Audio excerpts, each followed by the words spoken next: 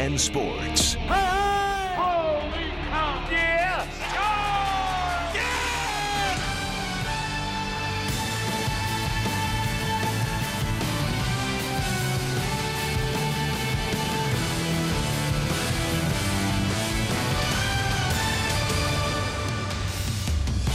Another spectacular day for baseball on the south side of Chicago. This is the decisive game number 3 between AL Central rivals, the Indians, and the White Sox.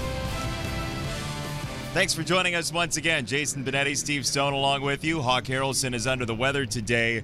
Cleveland yesterday scored 3 runs. They're only 3 runs of this series, and part of the reason they've been low scoring offensively is the Sox have kept Francisco Lindor down. Lindor is one of those guys having a great year. They're going to have 2 guys joining the 30-30 club. Lindor is one of them, Jose Ramirez the other. For Lindor, he's among the league leaders in just about everything.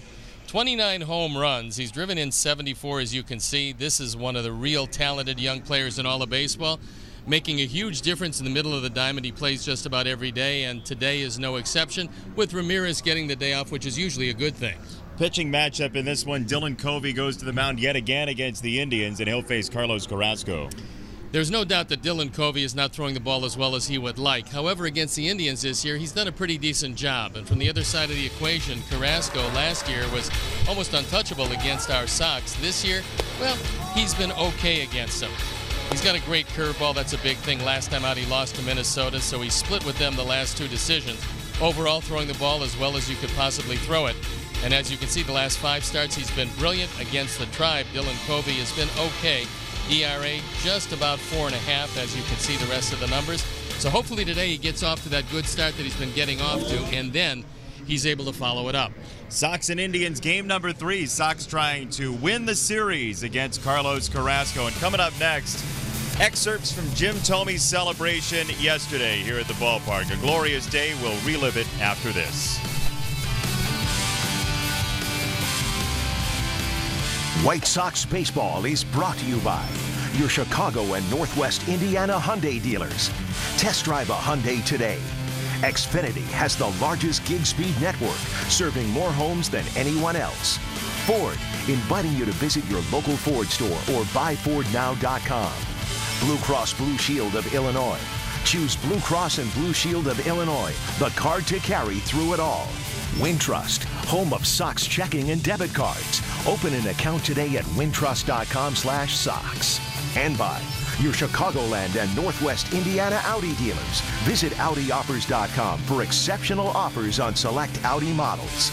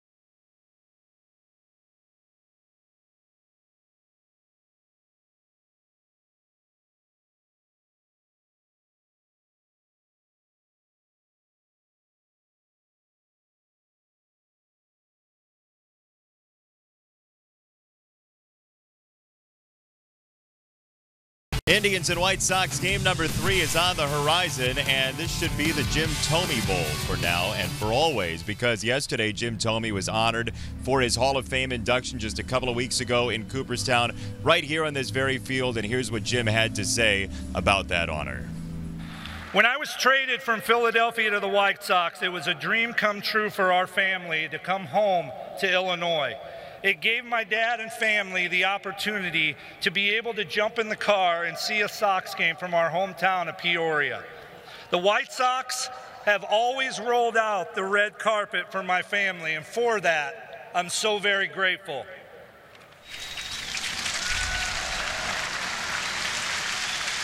My teammates here in Chicago were the best. One is sitting right to my right. And my brother, Paul Konerko, who came to Cooperstown. Thank you, Paulie. It meant so much. It meant so much having you and Owen there in attendance. Jermaine Dye, AJ, Scott Petsednik, and Joe Creedy. The list goes on. It was a tremendous group of guys that I played with here. I'll never forget that feeling I had the night of the blackout game. It gives me chills as I stand here now. Thank you for rooting for me when I wore a White Sox uniform and for continuing to support me now after all these years later. I saw the White Sox uniforms many times in Cooperstown, and I felt the love. I'm proud to call Chicago my home, and I'm proud to be one of you guys. Thank you. One of us, Jim Thome. You see his family there, and so important to him when we had him on the telecast. I mean, he's just overjoyed to see all of what they've gotten to experience through his life. And I think that's the coolest part about Jim Thome is he realizes how many people have built him and loves to see that they get to experience this along with him. Sox and Indians game number 3 is on the way from Guaranteed Rate Field. First pitch just around the corner.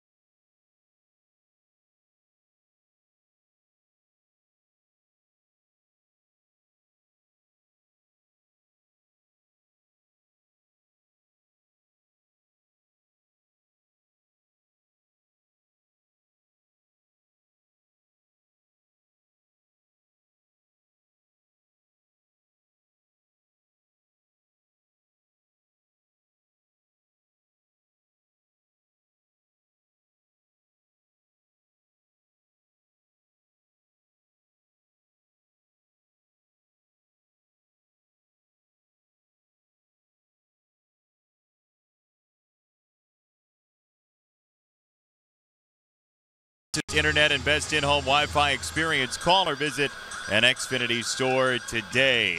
Just a spectacular day for baseball as we give you the Cleveland lineup that looks like this. Lindor at the top, then Brantley and Kipnis third. Ramirez out today, getting a day off. Yandy Diaz up from AAA, then Alonso and Melky Cabrera. Gomes, Allen, and Gonzalez's first start in this series. Let's take a look at the defense. As Ricky Renteria is going to put him out there for our Sox, it's Nicky, Adam, and Avisail left to right in the outfield with Yolmer, Tim, Yohan, and Jose in the infield. Kevin Smith gets a nod behind the plate, and Dylan Covey is on the hill. Dylan looking for win number 5, the ERA at 5.5, a little bit over that. Opponent's batting average at .277. And these Indians are a bit nicked up at this point. That's what Dylan throws. He lives and dies with that sinker. When it's good, he throws well. When it's not good, he has some problems. That slider at 17%, that's his second favorite pitch. The umpires for the game this afternoon: Tom Woodring has the plate, Scott Berry at first, Carlos Torres is at second, and the crew chief, Paul Nauert, is at third. So on a beautiful day for baseball, we're ready to kick off the finale of this series, and then it's on to Detroit. And it's time now to bring in my play-by-play partner, the loquacious Jason Benetti. Hey, Steve, thank you. Thanks for having me this Sunday. As the Sox and Indians play game number 3, it is the rubber match of this series. Sox trying to pick up a winning home record against Cleveland this year after being swept at Progressive Field in the first 2 series there. Here's a guy who quite often is the key to the Indians lineup, as we told you in our open, Francisco Lindor, who does have just 1 hit in this series so far. He's 1 for 8. That was a double in the opener. He's also walked, but the Sox have, for the most part, kept him off the base path. If you can keep him off, you can stop him from stealing. That's one of the few ways to stop him from stealing, as he stole a couple of bases in the opener. Left field side and foul. Your 2018 Chicago White Sox are presented by Guaranteed Rate. You can find a perfect mortgage at Guaranteed Rate. Experience the difference at rate.com.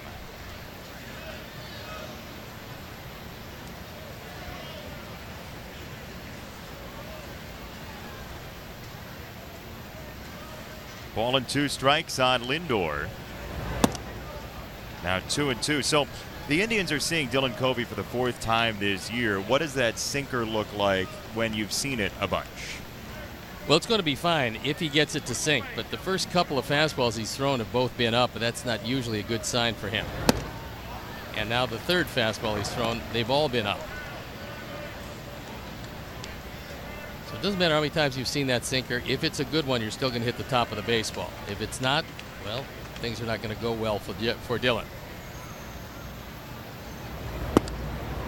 There's strike 3. He got that one down enough to punch out Lindor. Some very good movement here. Lindor gives up on it, then the ball just takes off, explodes over the middle of the plate. Yeah, that's the stuff that's shocking to left-handers, which he will see plenty of. Brantley, then Kipnis. Top 3 will bat left-handed against Dylan Covey. It's a left-hand heavy regulation lineup for Cleveland, as Brantley, who had 3 hits last night, takes ball 1.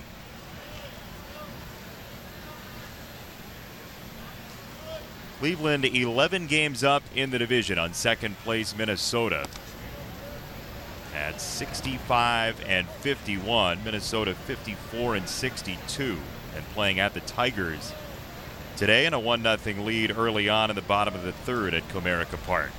If the Indians were not running away with this, they probably wouldn't have disabled Encarnacion. It's a left base hit for Brantley. They did put him on the DL, and that's why Yandy Diaz is on the roster. Time now for GMC Down on the Farm. We are professional grade, and we better get to these early because they were pretty good looking. Eloy Jimenez with another home run. This is number 10 in AAA for him. So Jimenez continues to hit the ball well. Michael Kopech did not walk a soul yesterday and struck out nearly 10. So Charlotte a win against Rochester. Kopech just 5 hits allowed, no runs in his 7 innings, and the victory, 9 strikeouts.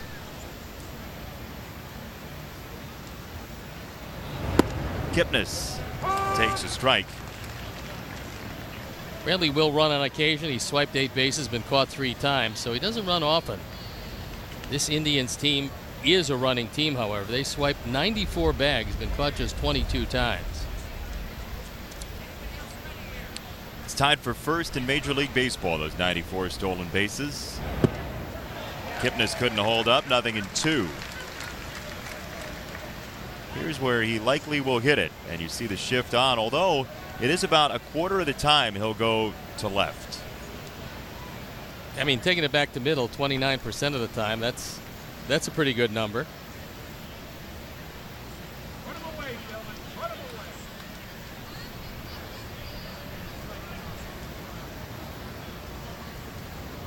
0-2. In the air, center field, driving angle back. Adam at the warning track is there to make the catch. No need to scale any fences. 2 gone. That ball was hit awfully hard. Fortunately, right in front of the 400 sign, it kind of ran out of steam. The 2 down for Yandy Diaz, who was in AAA, as we showed you the AAA highlights recently.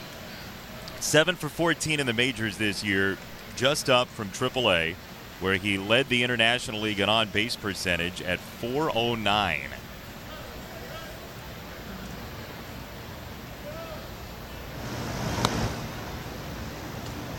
So he's in the spot previously occupied by Encarnacion, who gets shut down for 10 days with that elbow impingement. I think Terry Francona, when he talked about it, Terry Francona said, look, it's probably best for him to just take a rest for a while. We want to make sure he's entirely healthy. It's one of those things that, yeah, I mean, he's played through it a lot, but no reason to play through it now, not with the lead that they have. He was hit by a pitch on that elbow, was able to make it by, but now they figure he'd be better served to just shut it down for about a week and a half. And the attendant benefit is that you get to figure out what you have in Yandy Diaz for a little while. They get the chance to see him. He is an opposite field hitter. Pretty much has been one throughout his career, and with that in mind, Engel is playing a couple of steps to the right of center.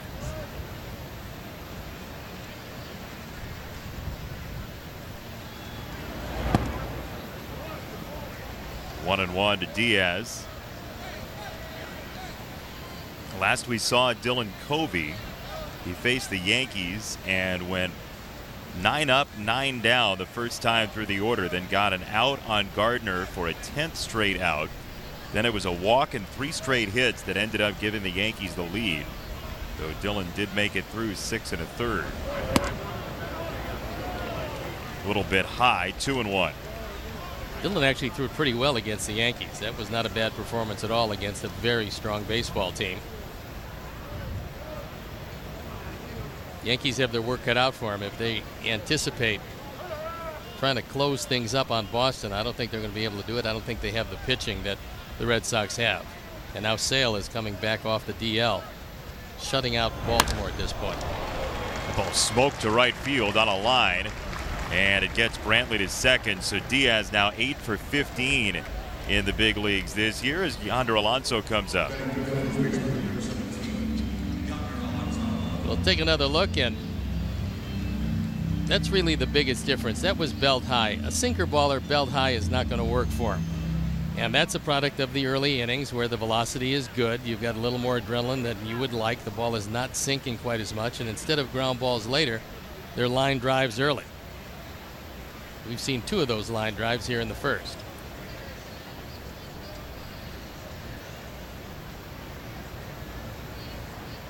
Yonder Alonso was 0 for 4 yesterday. Struck out a couple of times after a 2 for 4 in the first game of this series. He takes a strike.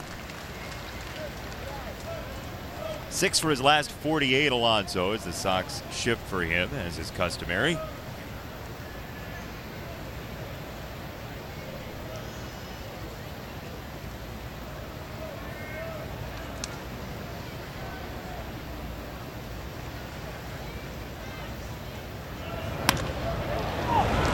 To left field, a base hit. Brantley's on his way home. Throw is coming to the plate, but late. 3rd hit in the first inning. Alonso drives in Brantley. 67 driven in for Alonso, and that's 3 singles here in the first, yielding the 1 run. So the Indians take an early lead, courtesy of Yonder Alonso. Another high fastball, another line drive. And it turns into a run.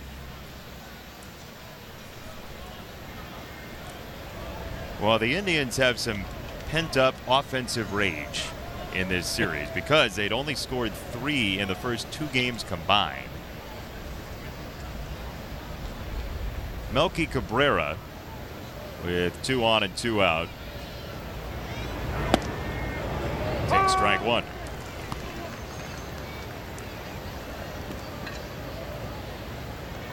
Melky 0 for 5 in the series. He was plunked last night by Luis Avila.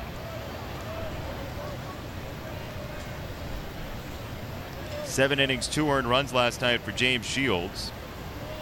4 strikeouts, but the Indians won 3-1.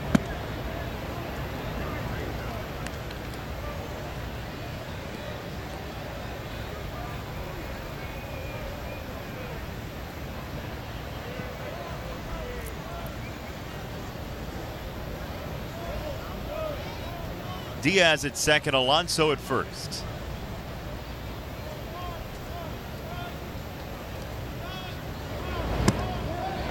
Check swing. He did go. There's Paul Nauert on the call. Looked like Melky might have checked it up, but he did not get the benefit of that call.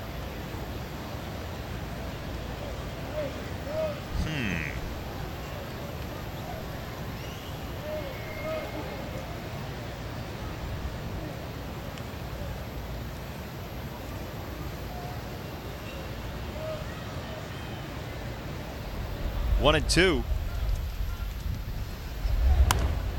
Fouled away left side. It's a great day for baseball, but we have had quite a few moths around the ballpark today, so cover your ears.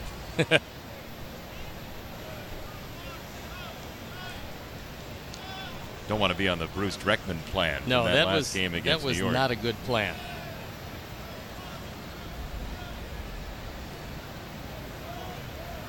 Ball and 2 strikes.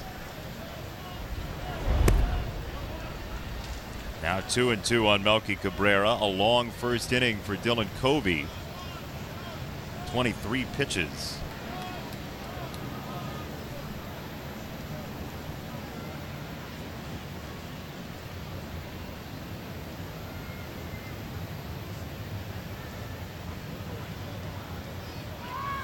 Throw to second. Saw it developing, and Diaz did too.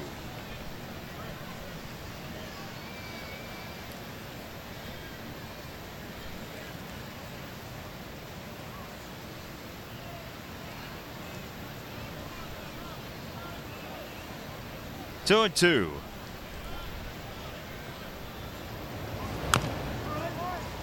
Clipped foul, so Cabrera stays alive. Melky, who elected free agency back on June the 14th, then couldn't find a place in the big leagues to go, so he re-signed July the 5th, and all of the injuries in the Indians outfield have led to him being back here in the big leagues.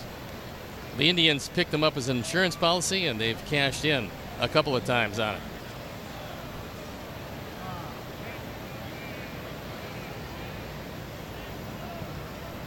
Two balls, 2 strikes.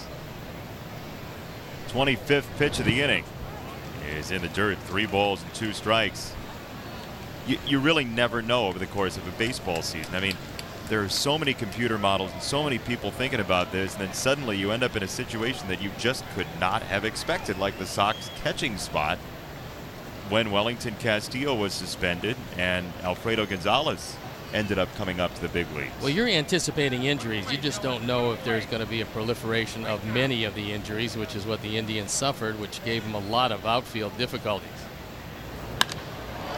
That ball's hit well to right field. Avi is back at the warning track, and he has no play. The Indians have taken a 4-0 lead. Melky Cabrera, a 3-run homer. Just a second home run for Melky. He's now driven in 15. Dylan gets hurt again on the fastball, so he's got a lot of fastballs up, and the Indians have taken advantage of it. We'll take another look.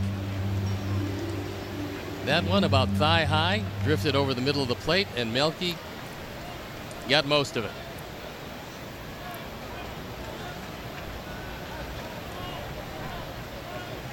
So Cleveland has more runs in the first inning today than it did in the first 18 innings of this series. And ball 1 on Yan Gomes.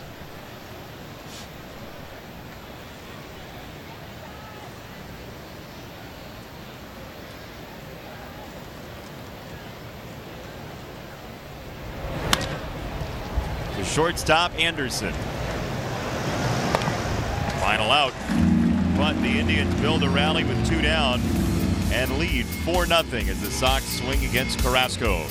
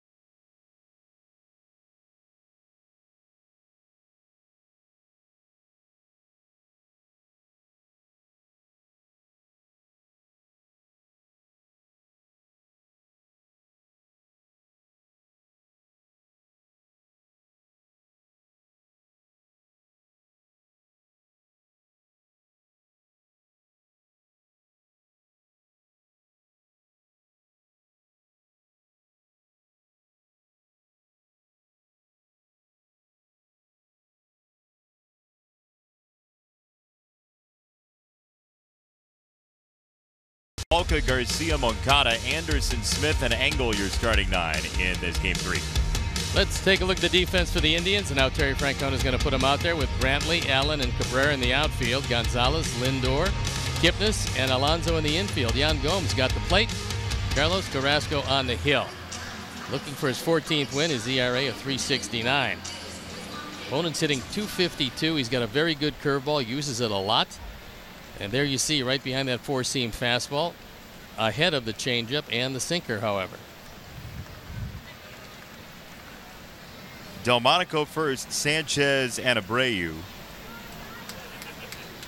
Left-handers see a lot of changeups and a lot of sinkers. Carlos Carrasco.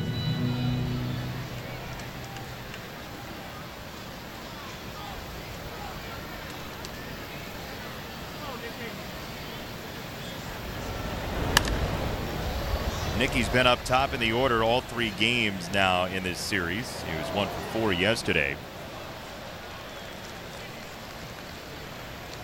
Ricky Renteria likes the at-bat that Delmonico gives him, sees some pitches.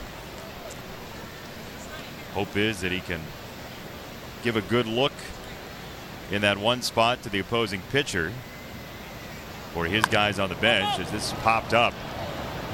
Third base side, Gonzalez in for Ramirez and fighting the wind for round number 1. We showed you what Carlos Carrasco throws, and it's remarkable the mix that he provided the Sox in the first meeting on June the 11th. Basically everything you would expect from Carrasco in that game, the Sox got. Well, when you average a certain amount and then throw exactly to your average, that is a rarity. But that's exactly what happened. How does that even happen? Pretty amazing, actually.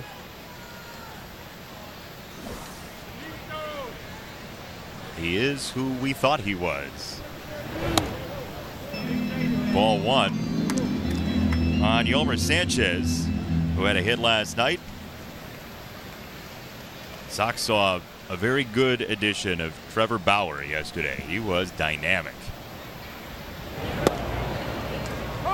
And although he was limping today, Indians don't feel like there's going to be any ramifications from that line drive that he took off the back of his leg, which left to his leaving the game after Abreu hit him. Boy, he just got whacked with that ball. Yes, he did.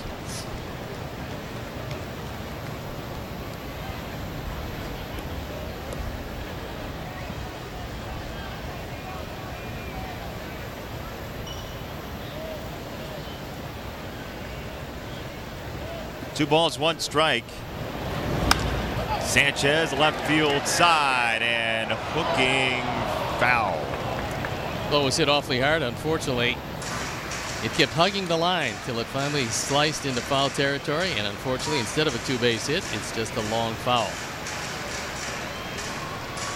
Hey, take your family of 4 to a White Sox game before school's back in session. With the family 4-packs, you get 4 tickets, 4 hot dogs, 4 chips, and 4 sodas for as low as $49. Upper and lower level packages are available depending on where you want to sit.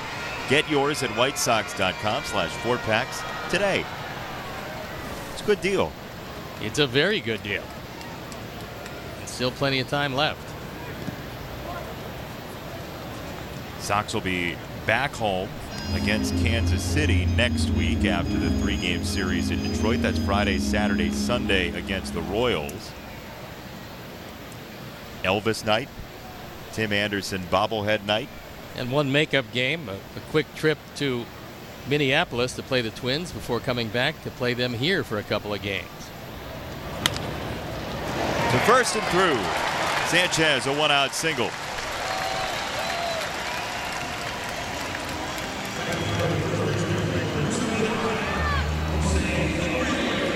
So after just missing a hit up the left field line, Yolmer pulls it through the right side, and it turns into gold. No chance for Alonso, and Yolmer's aboard. First inning last time the Sox saw Carrasco with 1 out. Yolmer was on a hit by pitch. He then got to second on a wild pitch and stole third. So we'll see if Abreu can make this first inning worse for Carrasco, who got out of that jam.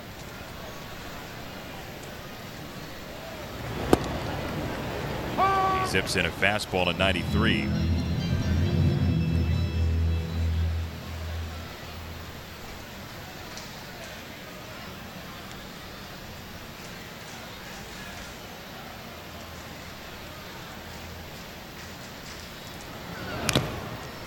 Tipped foul. Abreu just 7 for 47 against Cleveland so far in 2018. They are the team that's pitched him best in the division this year. As you might expect with their starting rotation, one of the best in baseball. It also helps when you can run those 5 starters out there like they can run out there.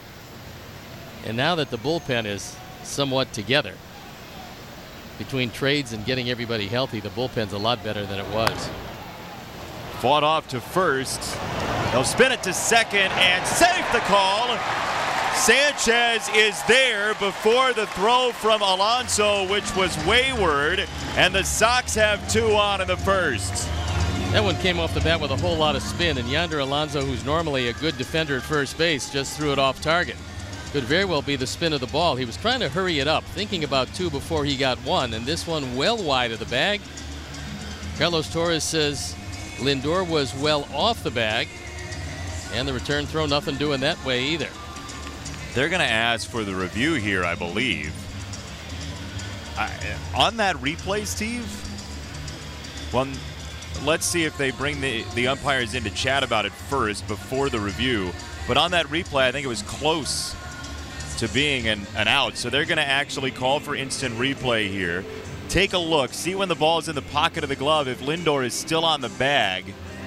And the Indians' belief is, yes, he was. Indians believe that he had the toe on the bag as he was being pulled off the bag.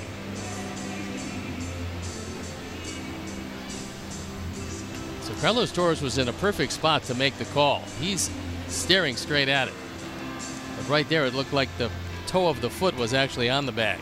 Question is, when does it actually settle in the pocket of the glove? And is there enough evidence to overturn? That's actually, it's in a different way, but fairly similar to the play we saw in Tampa Bay when Sanchez looked like he was in at second with the foot, but there was not enough evidence, according to the folks in New York, that he was actually anchored on the bag. It's not easy all the time to see when the foot is on the bag and when the ball got there. So Cleveland pushes the button.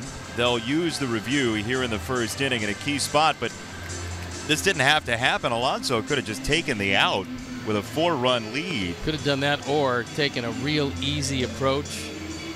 Took his time, made a good solid throw, forgot about 2 until he got the 1. Either approach would have been successful, but We'll see what they say in New York. Take a look at when the ball is in the pocket of the glove and where the foot is at that time. He's still reaching. It still hasn't settled. And is he on the bag? It's not easy to tell. Again, you need indisputable video evidence, clear and convincing proof to overturn the call on the field, which was safe.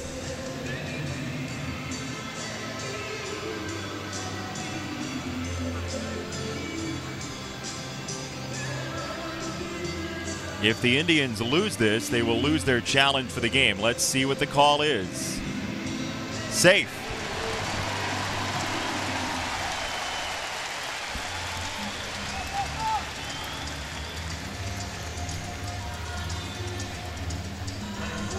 So the question comes, how will that one be scored? Because we have not seen yet the ruling. You'd think E3. You would think so. He had him. Had him at a couple of different places, but right now, no ruling yet. Daniel Palka. 2 on, 1 out, first inning.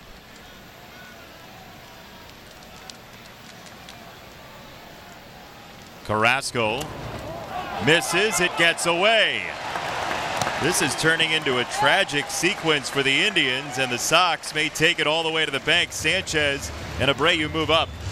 Well, Gomes let that one get away. Did not know where the baseball was and couldn't locate it. That's going to be a wild pitch as this one flattens out under Gomes's glove, and then he loses sight of where the ball is. So both men advance. There's a break.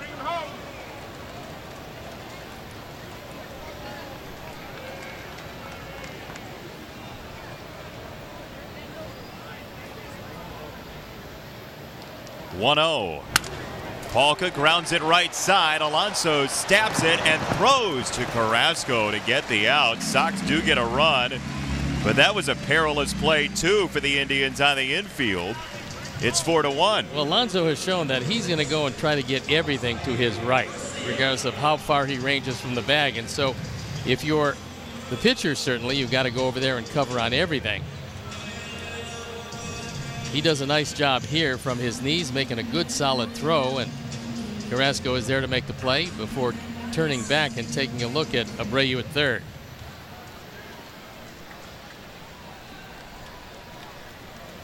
Well, we're on pace for 36 to maybe like 15 right now. See if the Sox can get another run here in the first against Carrasco while he's reeling.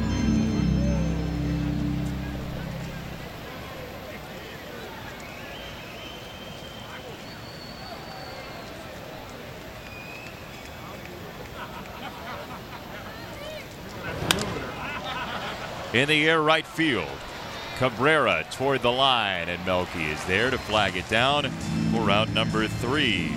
Sox get a run, 4-1 after 1.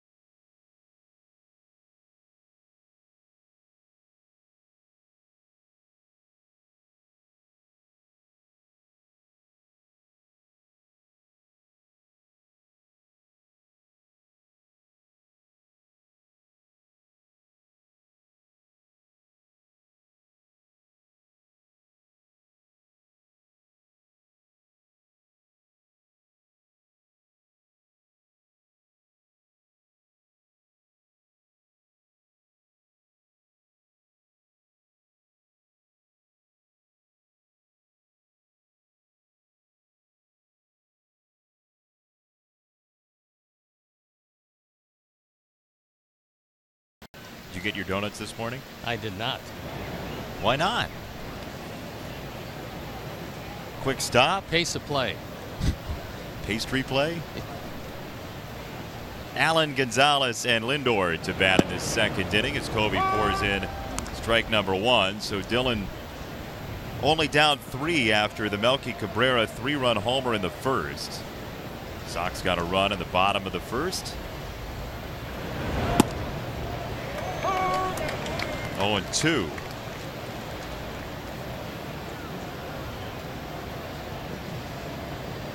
Greg Allen, who's gotten some run in center field due to injuries this year, is 25 years old.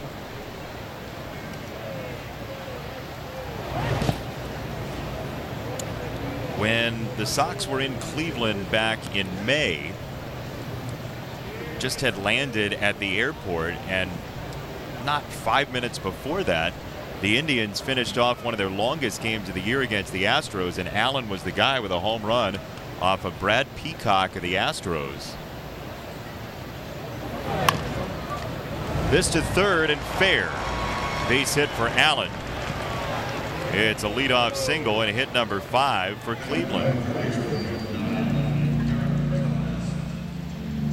This is just a piece of bad luck because you got the ground ball you wanted. Unfortunately, it's in a bad spot. Yolmer was well off the line. This one between him and the bag, and so you got a base stealer in a position to steal a base. See what they do with Gonzalez at the plate. 3rd year in the big leagues with Cleveland, off and on. Game number 139 of his career.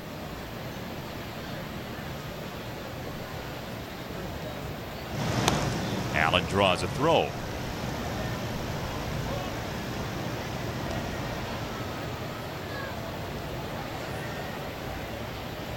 Well, one of the themes of this series has been the Indians base stealing at 11. Scale of 1 to 10, they're at 11. They're pretty good.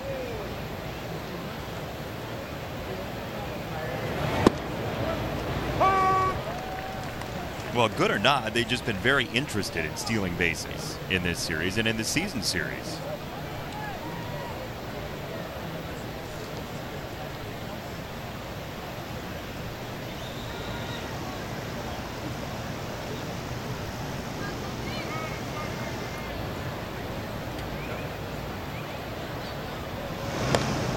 First on Allen.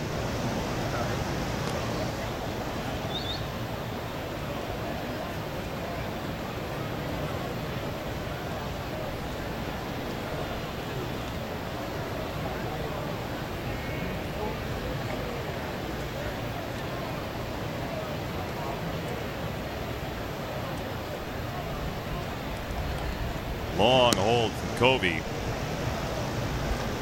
Well, Cleveland right now at 65 and 51 is 7 games back of Houston in terms of win-loss record across the American League. Boston seems like it's going to be a runaway with the best record in the AL. But that American League West race is growing in interest day by day. The Astros are 3.5 up on Oakland, 5 up on Seattle, which has now won 3 in a row and trumpeting its presence once again. That's a fun race. No, it's going to be really interesting as it moves forward, depending on how many games they play head to head. Because when you have the lead, you don't want to play team in 2nd or 3rd place head to head.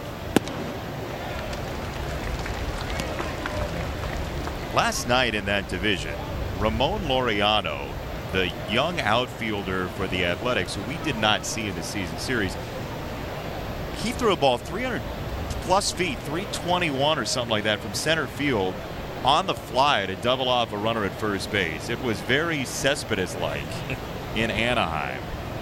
Seems like they have a storehouse of young talent as well, the A's. And as so often happens with Bob Melvin as a skipper, they start to believe in themselves, and then they don't lose a great deal. So Oakland with 6 games left with Houston. There goes Allen, ball in the dirt, and a perfect pitch to steal on for Greg Allen. Kevin Smith had everything he could do just to corral the baseball, let alone think about throwing it, so he didn't make any attempt, as you would expect. This one in the dirt. Allen swipes it easily.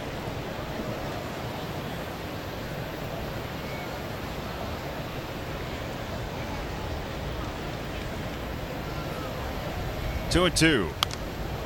He reaches out to punch it foul. Gonzalez stays alive.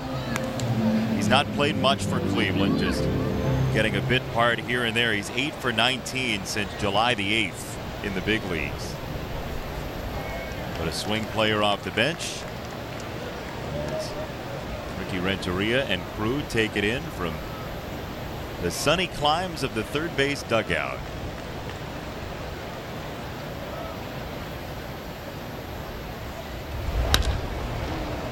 Anderson at short on the grass. Long peg. He got him. That was a one-hop rocket, and Tim did a great job of giving up some ground and then making a good solid throw across the diamond. This is our Danley's defensive play, and when you think of garages, think Danley's. Tim knows he's got some time, sets the back foot, gets it across with a step to spare.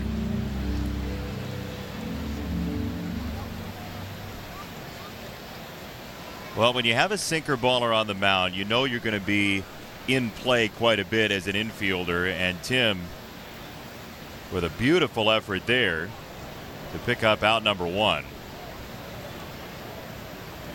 Lindor takes high for ball one.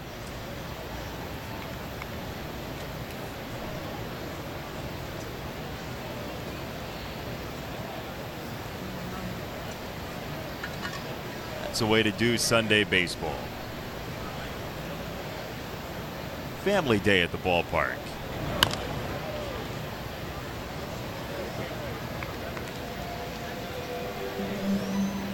Good day for it. Not a cloud in the sky. There is a gentle breeze blowing toward the right field corner here this afternoon. Bring your umbrella. A lot of sun. Parasol, I guess. It's not an umbrella if it's not raining. It's still an umbrella. It's one of the few devices that changes based on precipitation.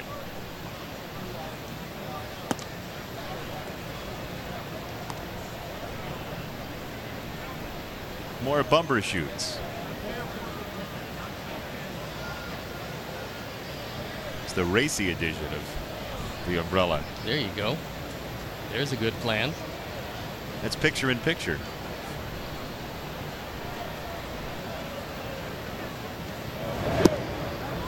Three balls and a strike on Lindor, so his second long count. He went 3-2 to the strikeout in the first, and now 3-1 his second time up.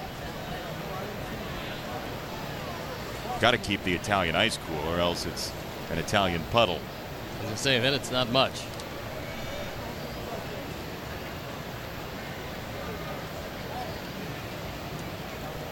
Three and one. 3 balls and 2 strikes. We mentioned that Lindor's Players Weekend jersey says Mr. Smile. That's what he's known as around Cleveland. The best one I saw, the Players Weekend jersey, is the relief pitcher Brad Boxberger. Decided to bend the rules a little bit and go off the board. His is actually not lettering on the back of his jersey. It's a picture of a box, a cardboard box, and a picture of a hamburger. It's Boxberger on the back of his jersey. Go. How literal of him. Yeah, I love it. Emojis on your jersey. You could have just had a big old rock. I could have. When is that? It's coming up. Oh, good. It's next weekend. Called strike 3. Lindor tried to escape, and he used the wrong door. Well, he figured out very early in that what appeared to be a straight change that it was going to be a strike. So he looked at it, then thought, outguessed again. 2 at-bats in 2 innings, 2 strikeouts, both called.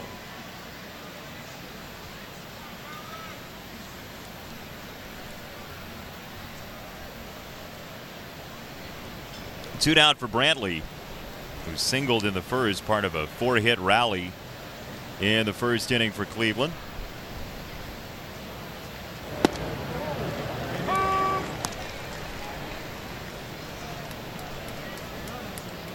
It's the first month and a half of the season the Sox didn't play the Indians. And now it's been all Cleveland all the time at points. With occasionally Kansas City mixed in.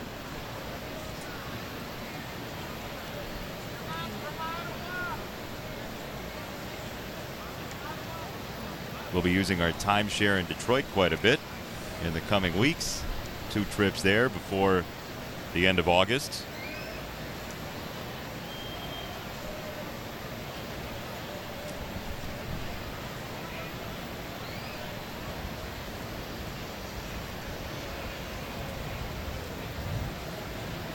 Oh, and 1. Just off the plate. 1 ball, 1 strike.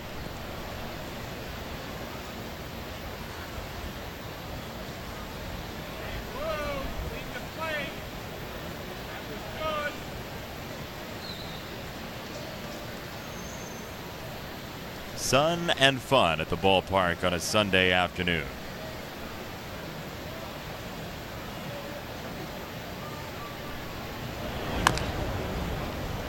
A lot of foul balls from Cleveland the first time and 2 batters through the order. Hey, head to your favorite store and grab some cold Modelo Especial. Perfect to enjoy while watching the White Sox. Enter for a chance to win tickets to a White Sox game. No purchase necessary. Ends August 20th. Visit crownimportscontest.com for rules. Modelo, imported by Crown Imports, Chicago, Illinois. They're in the import-export business. Off the plate away, 2-2 at 95 from Kobe. And Dylan talked about that. When he ramps up the miles per hour on his ball, especially on that sinker, he gets a little less movement than he typically does if he pulls back a little bit. Yeah, you're going to get less sink on just about everything, unless you're Zach Britton, and then you got plenty of sink until the arm blew out. Blake Trinan, 99 with sink. Yeah, that's good luck. That's pretty amazing. 3-2 on Brantley. Jason Kipnis in the on-deck circle. Hit the ball hard the first time up. Didn't have much to show for it. A fly out to the warning track in center.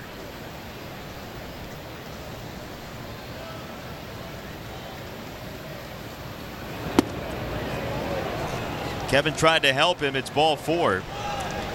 2 on, 2 out for Kipnis. Second baseman, 22, Jason Kipnis.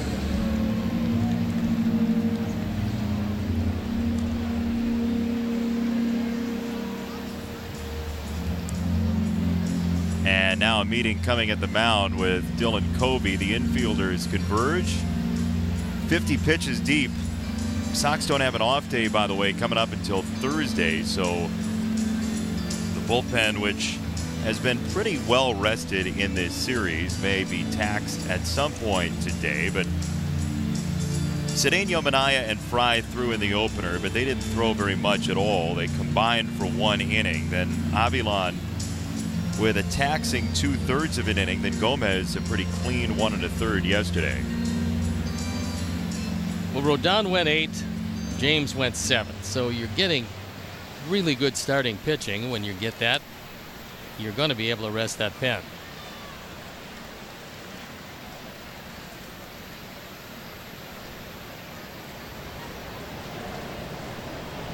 .31-year-old Jason Kipnis. Halfway to 100 for Covey. And there's strike 1. Tigers have taken the lead on Minnesota 2-1 in the 5th. Twins are already into the bullpen. The Tigers have not used the pen so far through 5 innings from Matt Boyd. Tigers and Sox coming up tomorrow from Comerica Park.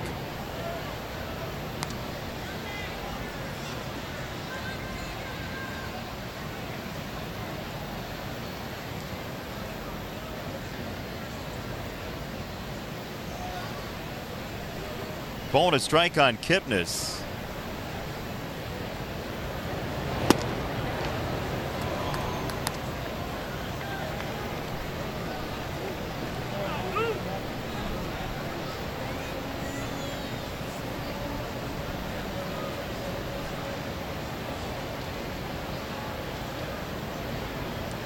Brantley at first, Allen at second.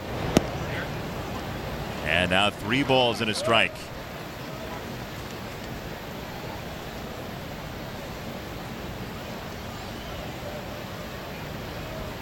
Chris Sale, you mentioned off the DL, his day is done. 5 innings, 1 hit, 12 strikeouts. Apparently he didn't lose much being disabled.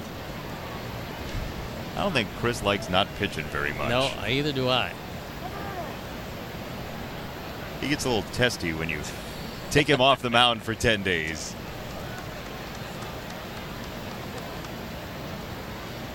Yeah, he made cotton candy out of the Orioles today. That was ugly. Orioles eliminated from AL East contention the other night, by the way. So this one hit to right center and falling in. Allen comes around to score. Brantley hits third, and the Indians lead at 5-1. 46 driven in for Kipnis. He continues to swing the bat pretty well when he plays our Sox, especially in this ballpark.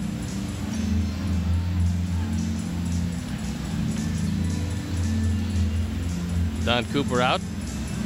You have a word with Dylan Covey, try to keep him in this ball game.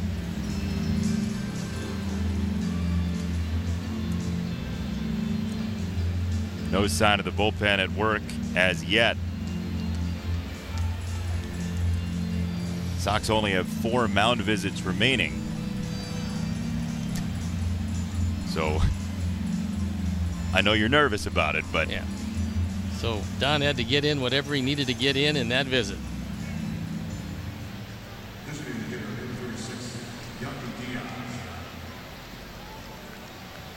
should be a bonus. If you use 0 of your mound visits for the entire game, you can redeem them for an extra base in the 9th inning. Extra base would be nice. Yeah. Yeah, that'd be good.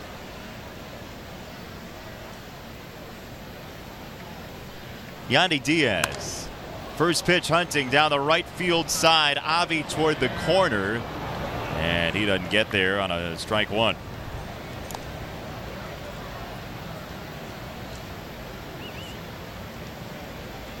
One of the things we told you about Diaz was that he is going to hit just about everything to right and right center field. That has been his tendency throughout his brief career, and it continues. His base hit was to right field, and he lifted that one down the right field line. How many lineups do you think in Major League history have had 3 guys who have first names starting with Y? 1. I think that might be true. This one. Yandy, Yonder, and Jan. Hither. Jan Hither? No, Hither, you have Jan. Well, you got both.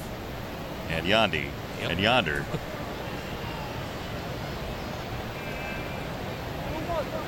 Jose Ramirez cheerleading today. A rare day off for him. So far, they don't need him. Maybe it's been his spirit emanating from the dugout that's led to the 5 runs. Could possibly be it. He's a very, very energetic young man who's putting together just a magnificent season.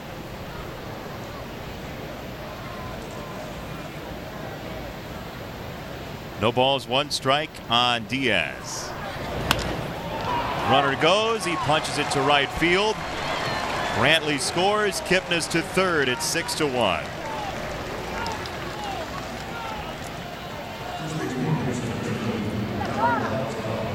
That'll be the 3rd run driven in by Diaz, his 2nd hit of the game, both to right field.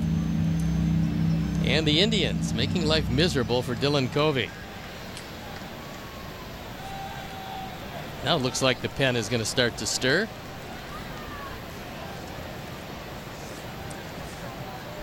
The last time Hector Santiago threw, he was up yesterday, didn't throw. Last time he threw was the last game against the Yankees on Wednesday. He went 2 2/3, and he's typically been the long man for the Sox this year.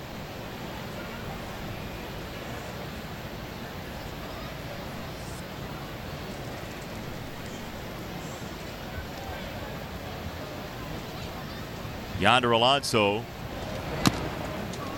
Strike 1.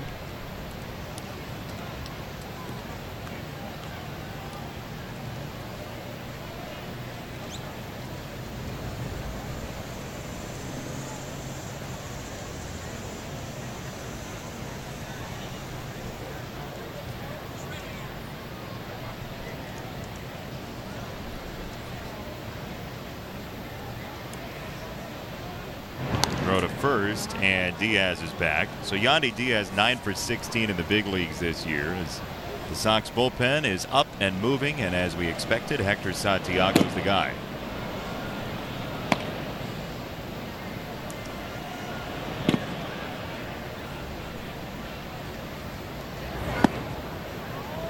Once planted in there for a strike.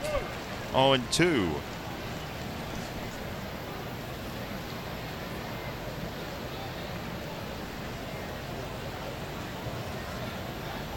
Bus stop, bus go. She stays, love grows under my poster board.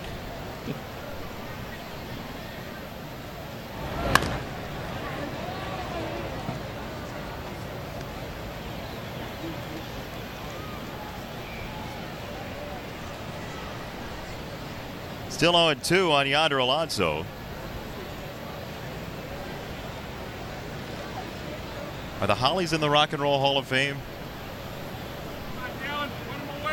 I don't think they not. made it. I think they fell a little short, just a little. Late decision on a pitch too close to take. Alonso sprays it foul.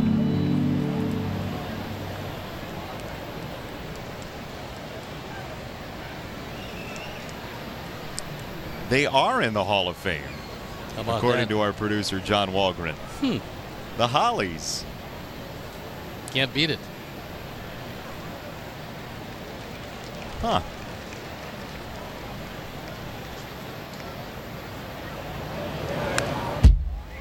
Fouled off again by Alonso, who's proven to be a tough out. So we told you off the top, boy, the Indians are really cooking when Lindor is going well. He's made 2 of the 5 outs, and they have 6 runs. That's it. Through an inning and 2/3. But Diaz and company made life very, very difficult. In the air, Moncada a long way out to make the catch. To retire the side, Indians add a couple and lead 6-1.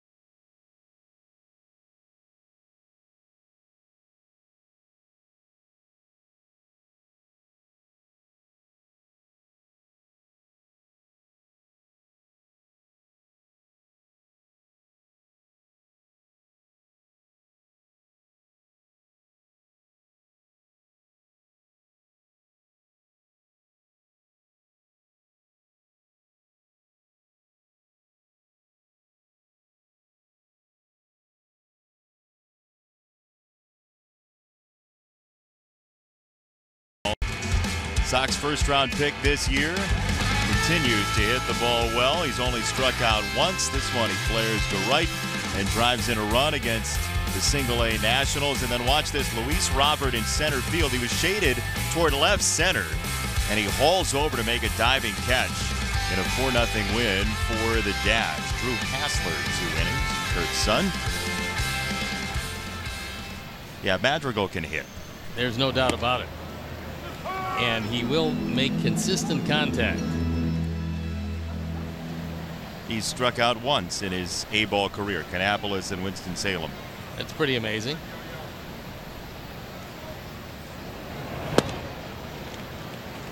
2 strikes on Moncada. So 7 games with Winston-Salem, 8 for 25, 320 average for Madrigal, who has been electric since joining the Sox farm system. That trend is going around, by the way. Use your poster as shade. It's a good day for it.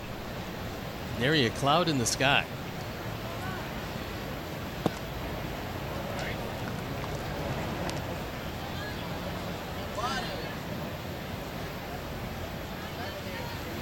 Wind addressing right field through the American flag. Go on, takes ball 3.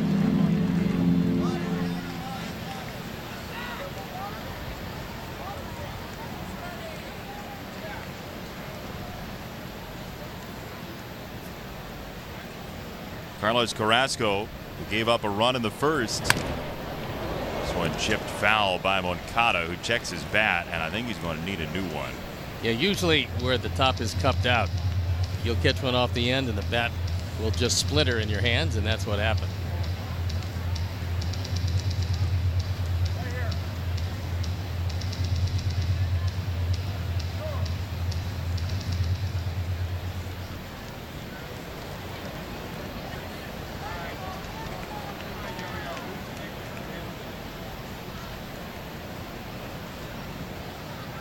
Three balls, 2 strikes. That's called strike 3 on the edge. And Moncada is out number 1 in the second. Before the game, the Sox celebrated the 4A champions, Plainfield North, the baseball team, getting the victory the other day. And there was a little bit of angst for the team during that final out because it looked like they had the last out. Out number 27 was taken to first base. The fireworks went off at the stadium in Joliet, but the fireworks were incorrect. There was a foul ball that clipped the batter before it ended up over at first base. So they had to get out number 27 again, and they eventually did win the championship. Congratulations to Plainfield North. You can't beat 2 outs number 27. Yeah. A and B. That's it.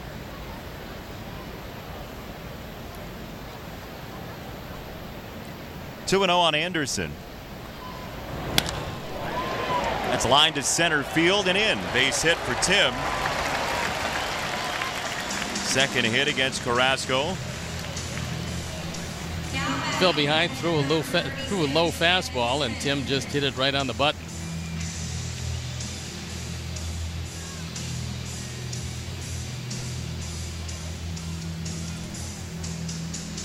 Hey, a poster used as a poster. It's a good plan. Can come in handy later on, depending on what happens.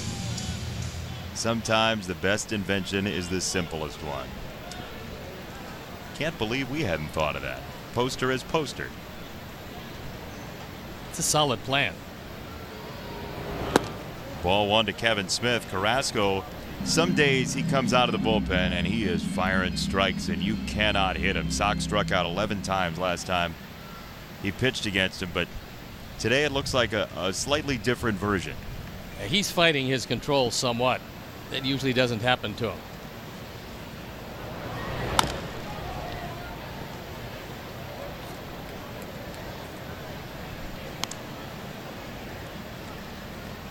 My dad made us signs. Show your work. That's outstanding.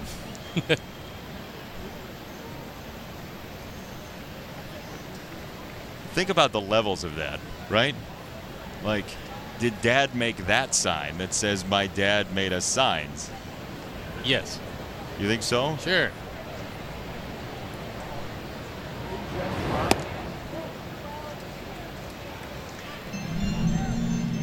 Did you ever create a sign to go to a game with? No. Never? Mm-mm. Do you ever create something for a science fair at school? I think my parents probably did. I think I came up a little short there. That's where I was going. We with probably that. combined, but we combined to have them do it and me watch. You didn't You didn't build your own volcano that you could pour the No. baking soda in? Nice thought, though. No, I didn't. Huh. We've just re-examined your report card from elementary school. Anderson at first. This ball arching foul, 2-2 on Kevin Smith. CC Sabathia today has thrown well again. 6 innings of 1-hit ball, 3 walks, 7 strikeouts. His ERA is down to 3.32 as the Yankees lead the Rangers 7-0. Like CC's chances today to nail that down now that Sonny Gray is in the ball game.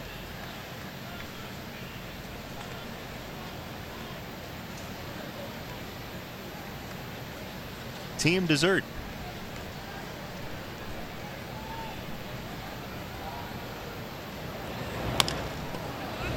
On the ground at third, Gonzalez gets one, and the pass to first is not in time. Cleveland can't challenge even if they wanted to. They used their challenge earlier and didn't succeed.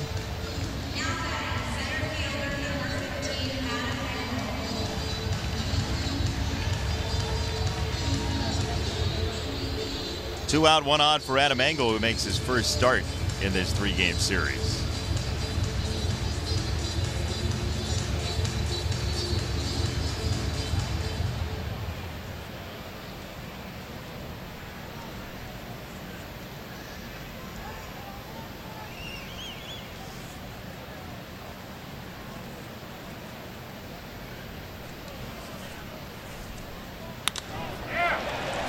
To left field.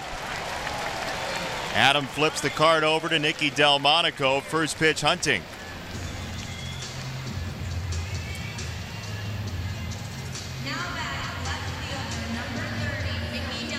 He gets a first ball fastball, even though it's on the outer portion of the plate. Drives it into left field. That'll keep the inning alive, giving Nicky a chance to do some damage.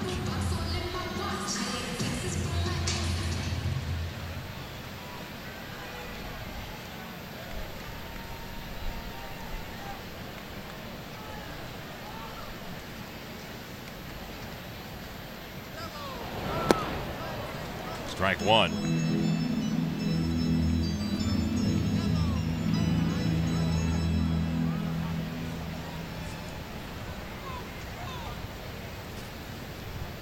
Engel at first, Smith at second.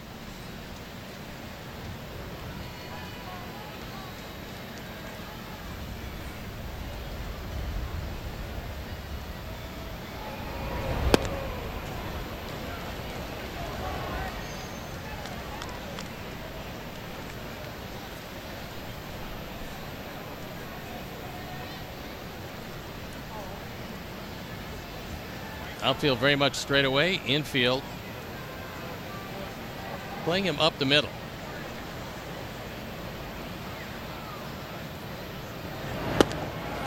Carrasco struck him out on 3, and the inning comes to an end. 2 hits, no runs. 6-1 after 2.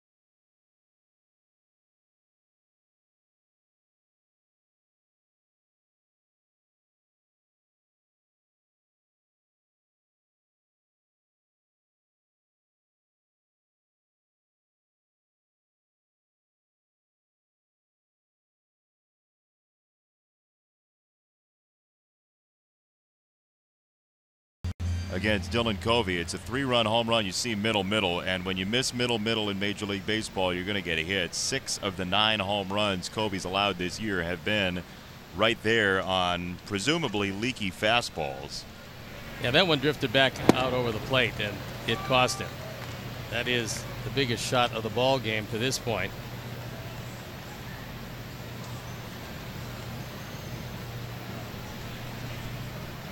When you look at batting averages, in and out of that sweet spot, you play the corners in Major League Baseball as opposed to the fat part of the plate, and it is a substantial difference. You felt it both ways. Well, there's no doubt. And also, I mean, it really helps when you get ahead. If you're behind everybody, and Dylan has been behind 2-0, 2-1 quite a bit this afternoon, when you're behind, guys just get a much better at bat, much more comfortable at bat.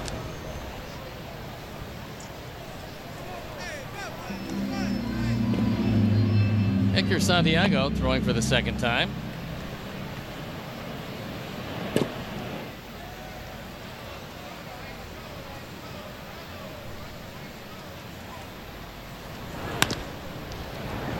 Up the middle, Moncada ranging over, slides, and aced him. What a play from Moncada. Melky bidding to go 2 for 2 instead. Sees his former teammate just take one away. Moncada with a fine play, gets rid of it quickly enough. Melky doesn't have all kinds of speed at this point, but he throws it on the button and gets him by a good 3 steps. Smooth play from Yoan Moncada. And that helps keep traffic off the road for Dylan Covey.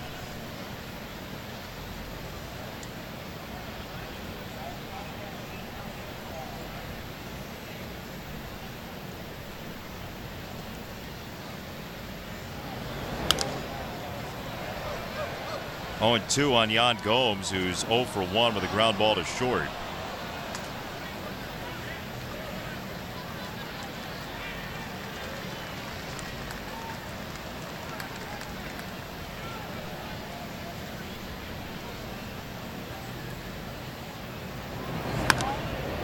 To left field and foul.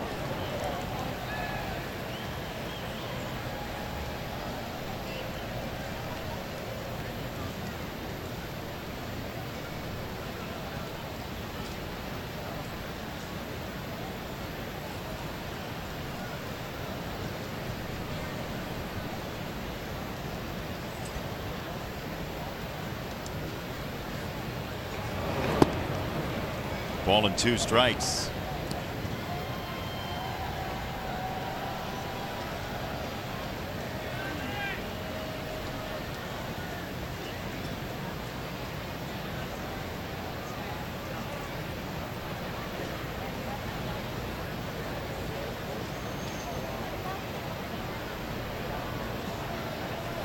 Dylan's jersey showing the breeze here at the ballpark on a serene Sunday afternoon. He struck him out, down and in. Gomes out number 2.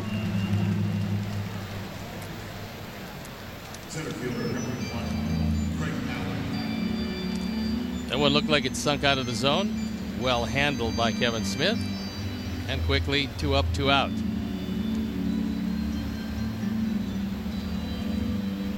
Greg Allen coming up.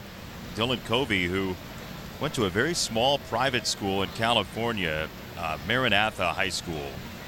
He was homeschooled up until high school. Family decided to send him to this small private school, although there was the concern that maybe if you play at a smaller school, you don't get any attention paid to you, or less in terms of scouting. But he played travel ball as well and got the attention paid to him. Went to the small school and eventually was that first-round pick. Couldn't take the money and couldn't sign because of the physical that we've documented before that showed that Covey had diabetes. There's now 1 and 2 on Allen, but Dylan Covey's been through a lot. Last year didn't win a game. Came here 2018 for a spot start in April. Pitched well, and his first couple of starts after that were dynamic. But it's been the second time through the order typically that's hurt him this year. Second and third time through. And when he came up from the minor leagues this year, his stuff was electric.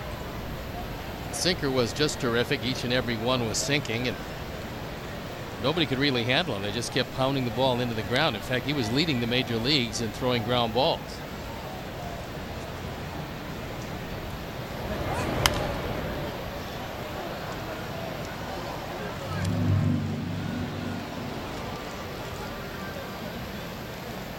Three balls, 2 strikes on Allen.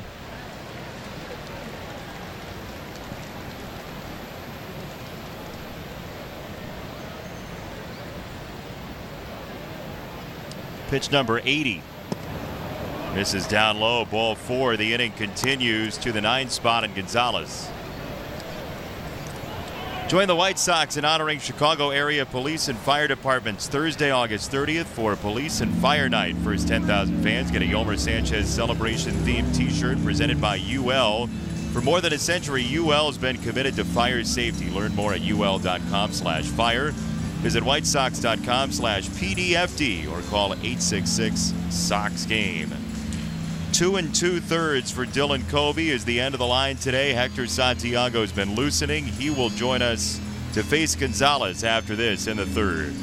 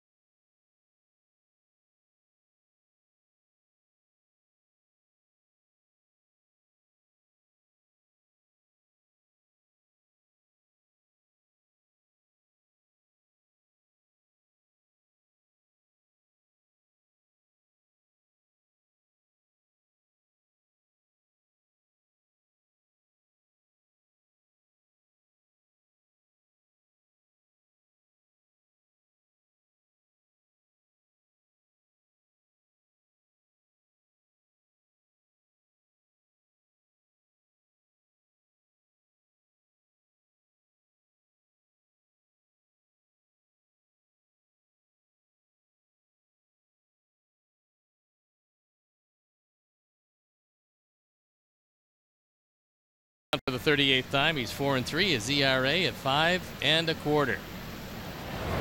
He'll face Gonzalez first, who takes ball 1. Ground ball to short for Eric Gonzalez. First time up, but Santiago, when we saw him against the Yankees, he was really strong. He struck out 5 in 2 2/3 and gave up only 1 base runner on 1 hit. A couple of times Hector's come out of the bullpen blazing. He struck out 6 on July the 3rd at Cincinnati. That was an extra inning win for the Sox. Yohan Moncada, the game winner.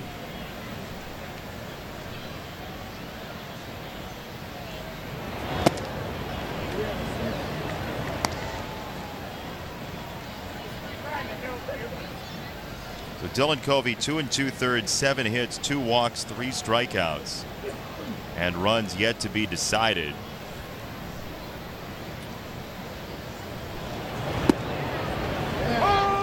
Strike 2 from Santiago.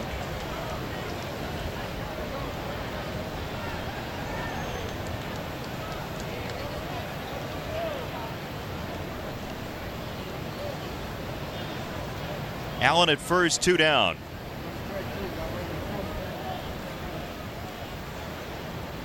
throw over there.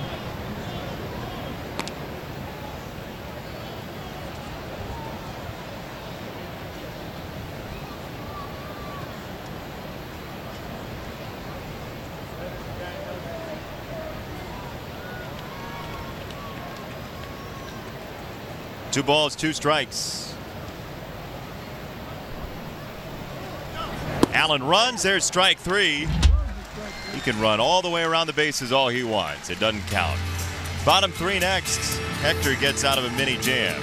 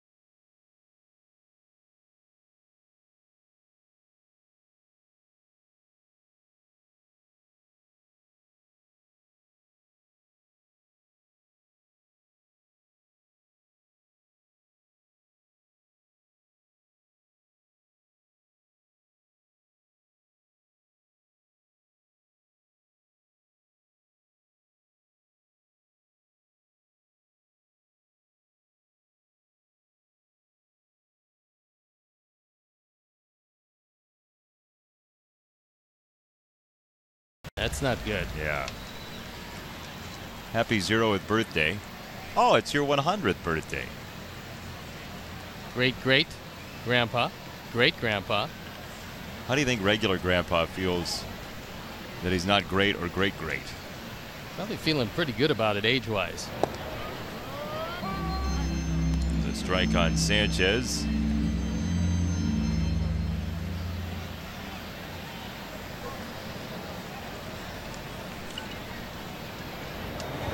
Yolmer, who, if you missed it in the celebration the other night, rather than dousing Daniel Palka, who was on his way home with the home run, Yolmer decided to douse Nick Capra, the Sox third base coach. And Yolmer, as we talked about, has an idea of what he might do next time there's a walk-off, who he might get. And the suggestion was made to him by a couple of folks, including the manager, that the sideline reporter might be an inviting target. Here's Friday night for Sanchez, and he just makes a beeline for Nick Capra, who had no idea what was coming. I'm sure Nick was very happy about that. It's tremendous. It was a little startling, I'm sure. So last night, the Rockies had a big win, and former Rocky Ryan Spilborghs was down on the field interviewing one of the players, and another one of the Rockies came rushing out with a tub and basically waved to the player and said, "Get out of the way," and he just doused Spilborghs. So maybe over on NBC Sports Chicago, Chuck Garfien could be the next target for Yolmer Sanchez. Spilborgh's mic went out, by the way, like Chuck's did a couple of weeks ago. That's a very bad break. Kept shaking it, try and make it work, didn't do it. That doesn't do it, huh? One down for Jose, who reached on a fielder's choice in the first. Ground ball to first base. Yonder Alonso tried to offload it to second to cut down Sanchez. And after review, the call of safe stood. So the Indians are out of challenges. As Abreu clips it foul, 0-1. Jose, after the All-Star break, has always been an even more dangerous hitter, and that's continued this year.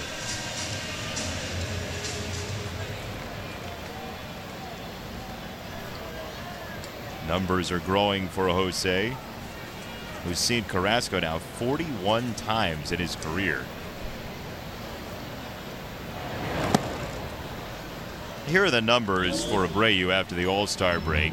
315 compared to 282 in his career. That's the biggest jump of any active player in baseball.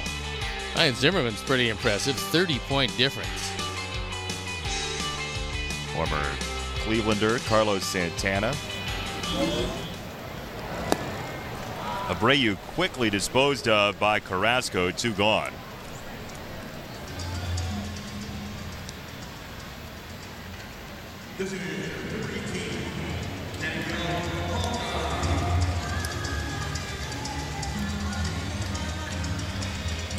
So here's Daniel, whose RBI in the first went 3-1 and got the Sox their only run so far.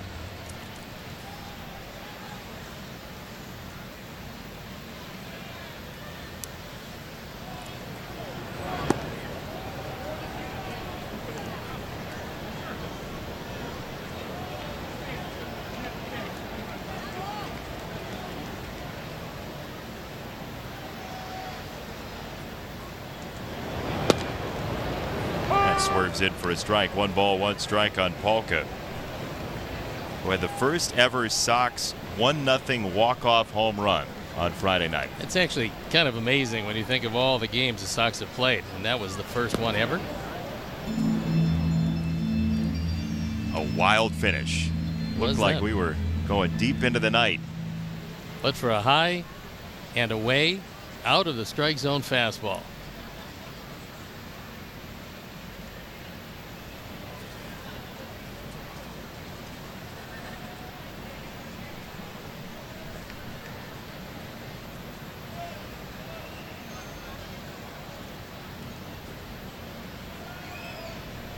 Two and 1 for Daniel.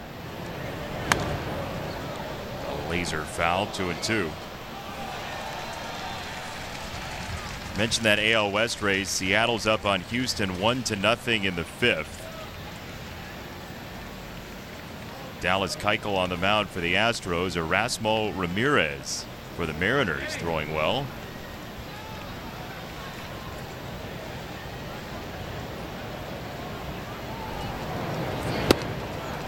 Carrasco struck him out, and the inning's over. 1-2-3 for the Indians right-hander, and we'll play the 4th after this.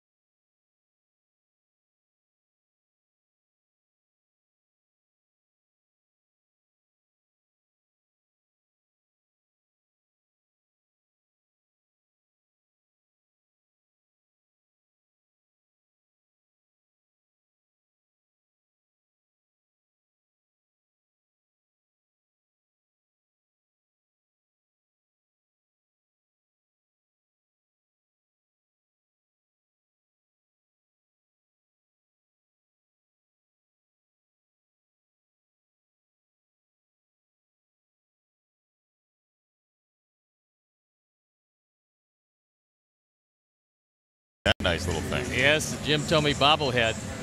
These are wonderful and highly sought after, I believe. Oh, yeah, the line was starting, what, 2 o'clock yesterday? Yeah, we have a lot of folks that couldn't get here in time to get one, but you can if you're fast enough, quick enough, accurate enough. If you can win socks, Matt, you can have one of these. Maybe. Maybe not, depending on if Jason takes it or not. Well, maybe I will. You're right. It's a very nice item to have. It just shows how beloved someone can be in a city after just a couple of seasons. Yep. I mean, he was here for, what, 500-plus games. And that huge home run, obviously, 10 years ago. But he's a guy that is so well-liked in the baseball community. It's great to see when that matches up with, number one, what the fans think, and number two, with the guy's personality on the whole. He is somebody that you 100% root for because of where his heart is. No doubt about that.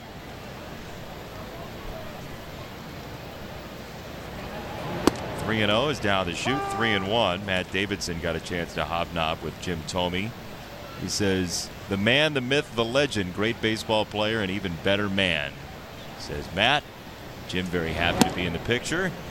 And there's ball 4. It's a leadoff walk to Lindor.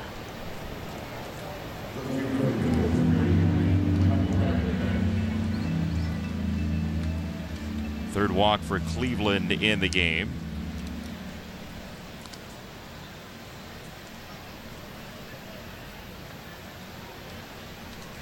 Balloon animal? You ever learn to make those? No. Thought about it.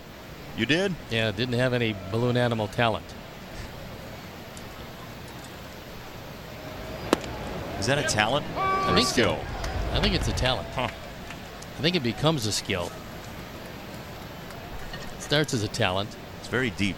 Yes. Somebody needs to bring you up a couple balloons just to see what you can do. Lindor's off, and there's no chance to get him here. That's number 20 for Francisco Lindor. So he and Jose Ramirez are the first 2020 Indians since Toby Harrah and Bobby Bonds. They're going to be the first 30-30 Indians also. No chance on that play. Well, maybe he came off the bag for an instant. Sox are looking at it, and he wants him to take a look at it. Yeah, Ricky believes that he did come off the bag. On that replay, it looked as though he dislodged from the bag. We'll see. Could we have both managers out of challenges in just the 4th inning? Let's see. He beats it by plenty. I think there was a moment where he wasn't on the bag. I think the leg hits after the hand dislodges. So here he's off. Then he comes back on with the leg. But watch, he's off and he's out. He's actually completely off the bag. If you assume that the glove is still on his leg, there is no part of his body that is touching the bag at that point.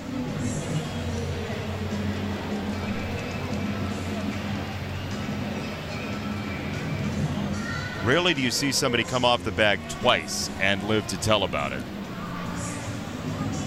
Maybe Bobby Bonds and Toby Harrah are safe.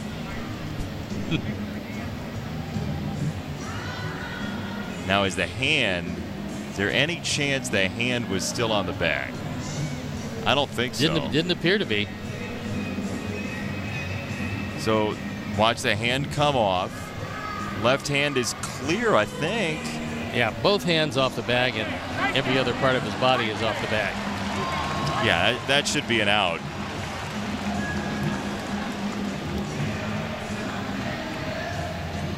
Here we go. Out at second base.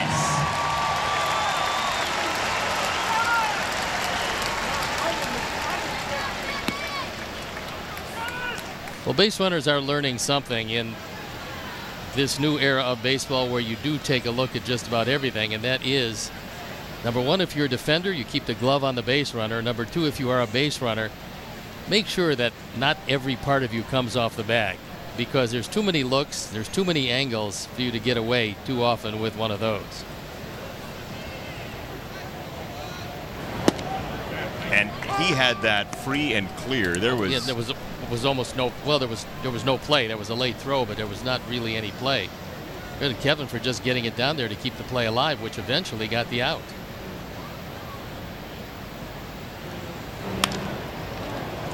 To left field for round number 2. Here's your Sox Math question for today. Hashtag Sox Math. First correct answer wins a prize off the shelf.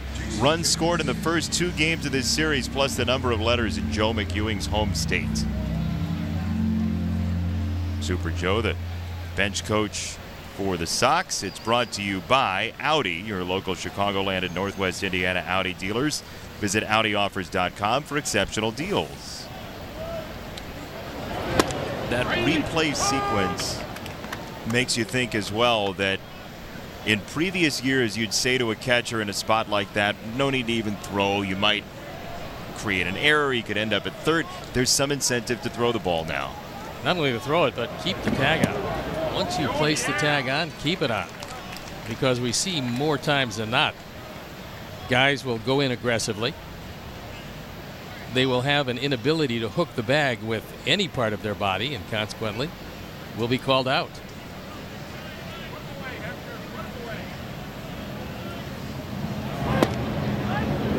It's just outside.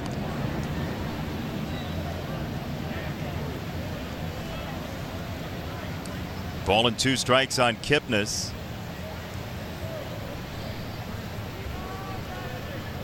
Hector trying to eat up some innings today for the Sox. That was close. No cigar. 2-2.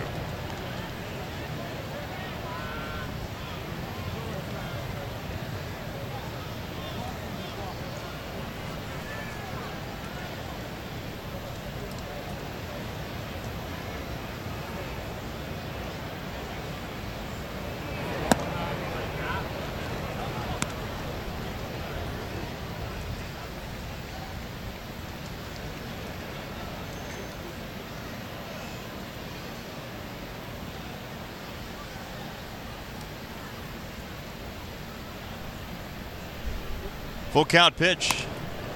Breaking ball, lofted and down.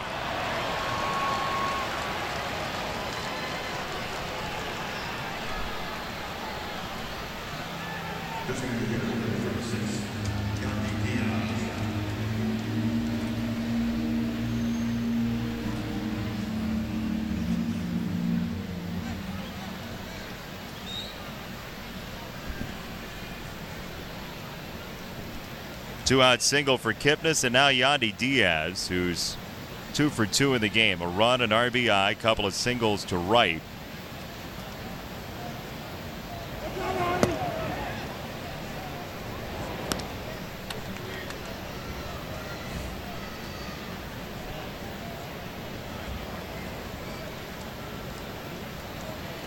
Looks as though Cleveland may have an opportunity to pick up a game on Minnesota and make it a 12-game lead in the Central.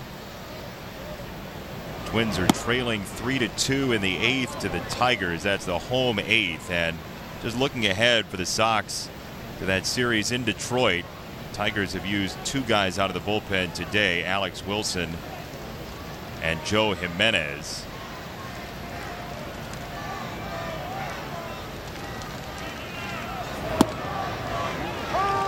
Yandy was bailing on a strike. 2-1.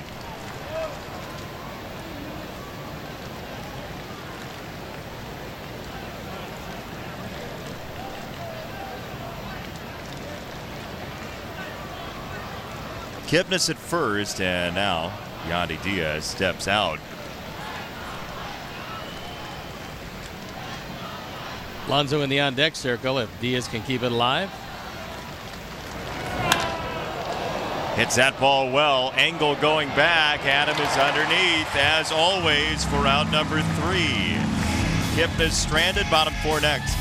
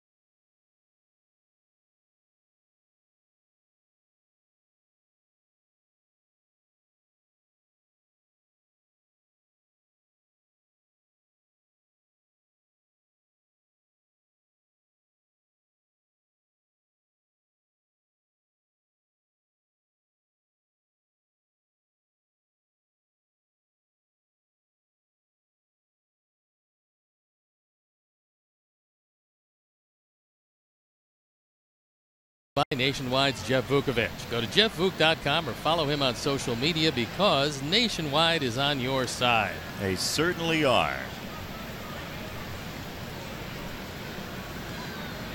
We've seen poster board as umbrella. This is paper as fan. Inventive. Sometimes it is the mother of invention. Isn't that desperation? No. Whose invention's mother then? Inspiration. You sure? No.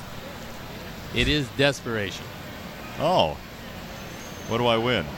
A big prize. It's necessity is what it is. Yes. The mother of invention. That is what it is. Just in case. Of course, there's a big Buckeye fan. Big John Carroll fan, too. Very much. That's right down the road from where I used to live in Cleveville, Ohio. Fisted to short. Lindor cleans it up and one hop softly for out number one. He's done that twice now in the series and made it pay both times. Here's your Sox Math winner brought to you by Audi. 5 runs first 2 games of the series. Joe is from Pennsylvania. 5 + 12 is 17. Jay Reese is back on the board with a victory on this Sunday afternoon. Congratulations to Jay Reese. Knowing where Super Joe is from, had to have known it right off the bat. You know, counting the letters in Pennsylvania actually is not an easy undertaking. It isn't. No. There's a couple of ends. Like counting the cars in the New Jersey Turnpike.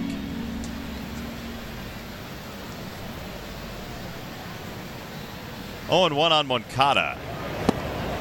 Now 0-2. Carrasco seems as though he was within the damage radius in the first inning, and that may have gone by the wayside. I think the first 2 innings, there was a couple of shots at him. But the way he threw last inning and the way he started out this inning, not so many shots. Especially with that short, quick, well, the short, quick breaking ball really has made a huge difference because he wasn't able to throw it over the plate early. Now he's able to get it over the plate, and when he does that, you can pretty much forget about it because you can't identify it out of his hand. It moves too quickly.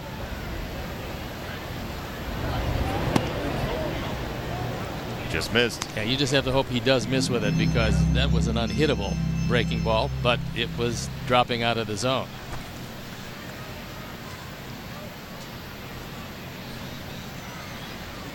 One ball, 2 strikes. That's called strike 3 on Moncada for the second time this afternoon. Shortstop number 7, Tim Anderson. There is that breaking ball. Just kind of sits on the outside corner and perfect spot for it.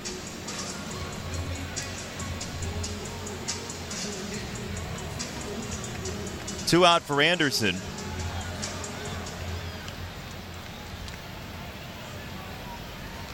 Indians knocked out Dylan Covey in the 3rd in this game. He went 2 2/3. Cleveland with 4 in the 1st, 2 in the 2nd.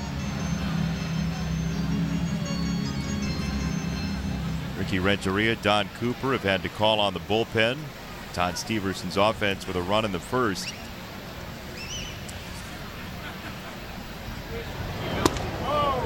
That is filthy. 0-2. Late breaking, you give up on it, and then it snaps over the plate. See Santiago jumping in for Covey. He's the one highlighted and utilized to the 8 in the bullpen as Tim checks his swing and does go. That's strike 3. Carrasco rapid fire through the 4th inning.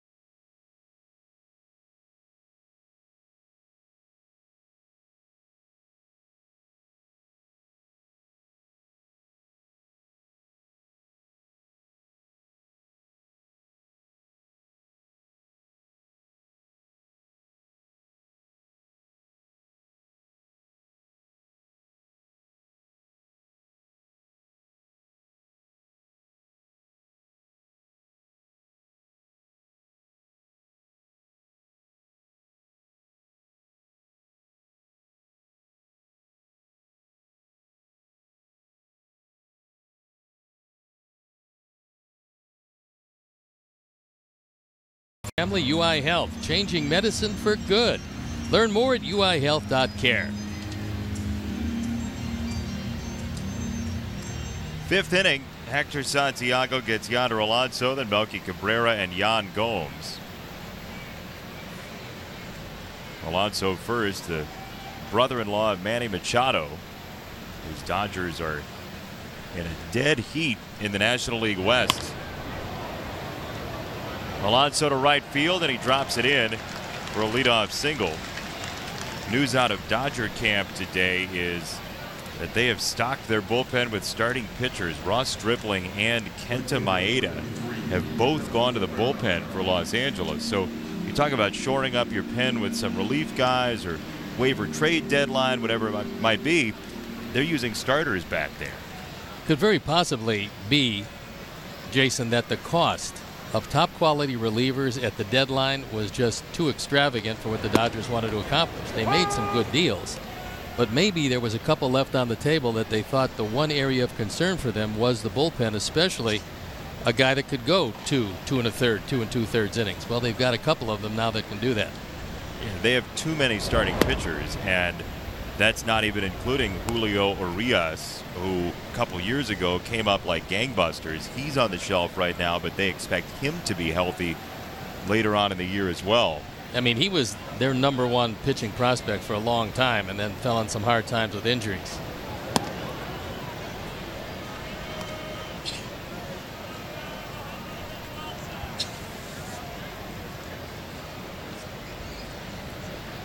Still hope in watercolors in the crowd.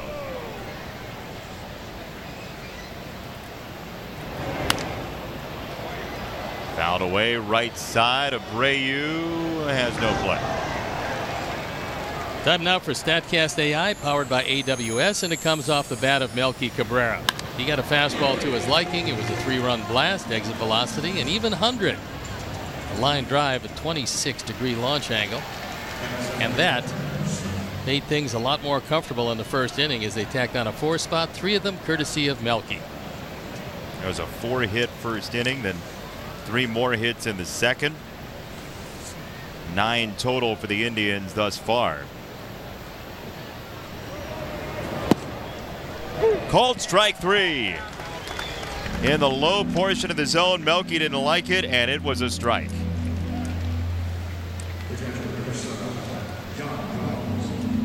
This one winds up catching the plate. He had a good pitch and a good call by Tom Woodring.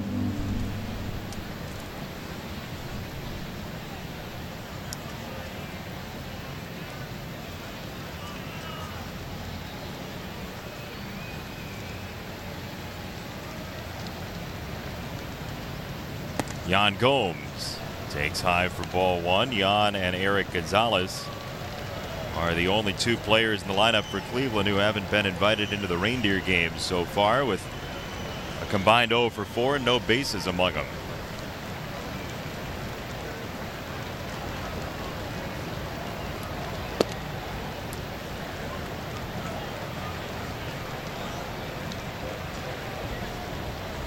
Hector's job is to save everyone else.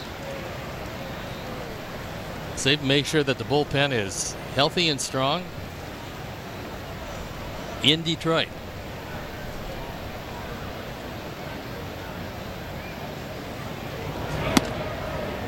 That's a called strike. Pinpoint to the outside edge, 2-1.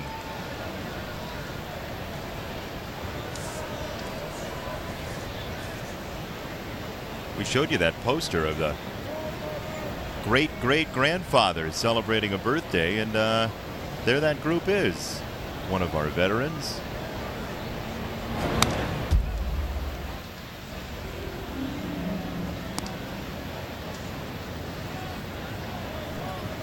Gomes will have an excellent opportunity to ground into just his 5th double play of the year, which in 292 at-bats is pretty good.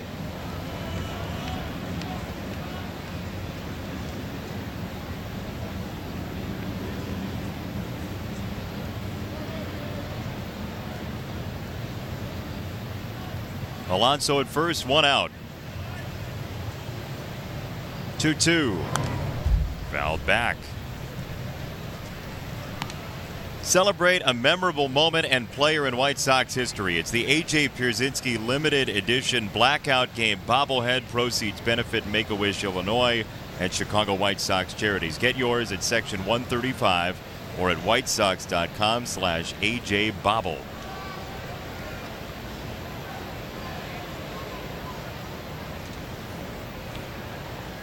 Two. That's off the plate. 3 balls, 2 strikes on Gomes, who's got the 4th best catcher OPS in the league. Here's Greg Allen, who's been on twice.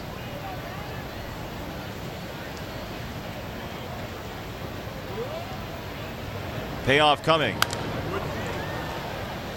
And we'll do it again.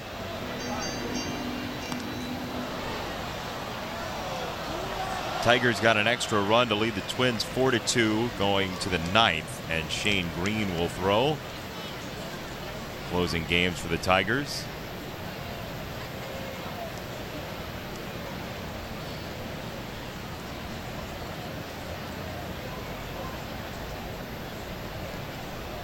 Pitch number 39 from Hector Santiago.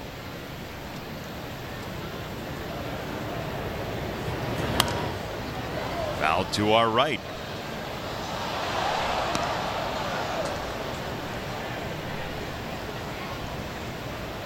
Cleveland will head to Cincinnati after this series for a couple more games in interleague play. Sox will be in Detroit, then back home. One quick pit stop in Minneapolis for one of the makeup games. Those 3 days off in the snow globe are coming to roost. They got to play him eventually. Fouled away, third base side.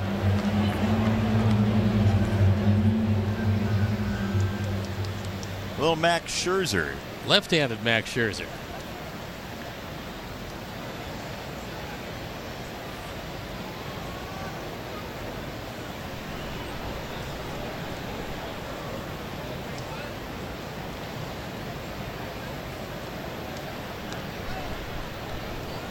Three and two.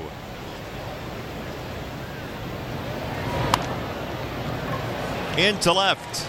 That had some nasty spin on it off the bat, and it finally sunk in on the grass and found itself. That ball was all confused. It was a line drive to left field that was drifting into center field as it was hit off the end of the bat. It was really a unique way to come off the bat, but when you catch one on the end, which he did, you're probably going to catch a seam and the ball's going to drift towards center field. No chance for anybody to get that. It takes a unique hop once it hits, putting runners at the corners.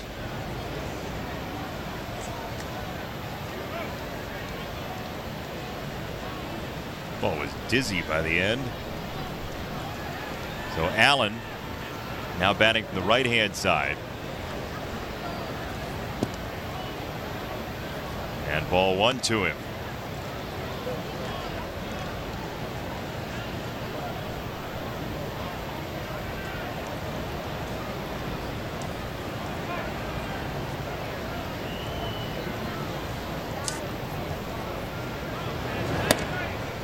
Two balls, no strikes for Greg Allen. Hector's thrown a lot of pitches already, 43 through an inning and 2/3.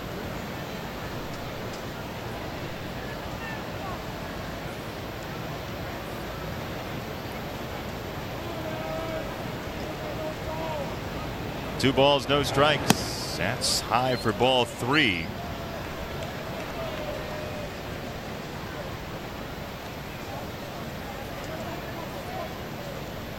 There's Eric Gonzalez on deck. Jose Ramirez out of the lineup, and the Indians are,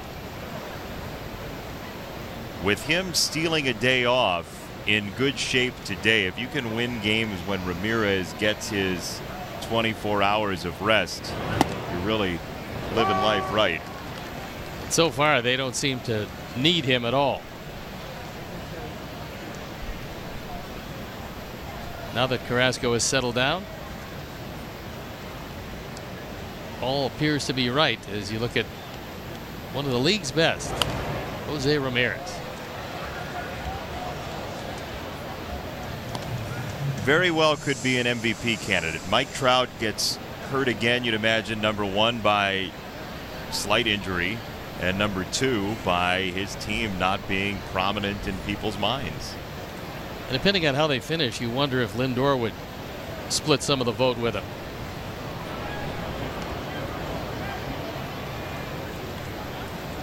Mike Trout has only won one MVP award since 2014, and you could make the argument he's got two in his career, but you can make the argument that he's deserved it every year he's been playing in Major League Baseball.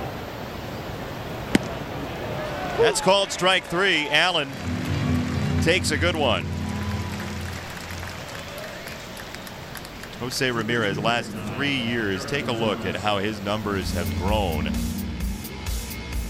11 to 29 in the home runs, and now 34 this year.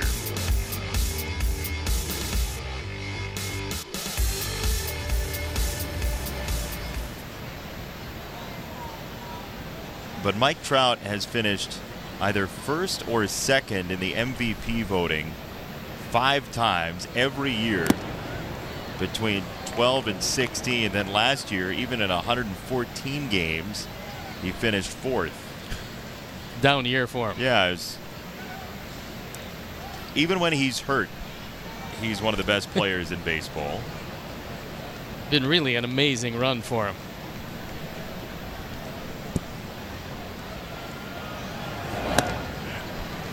Oh, and 2 on Gonzalez.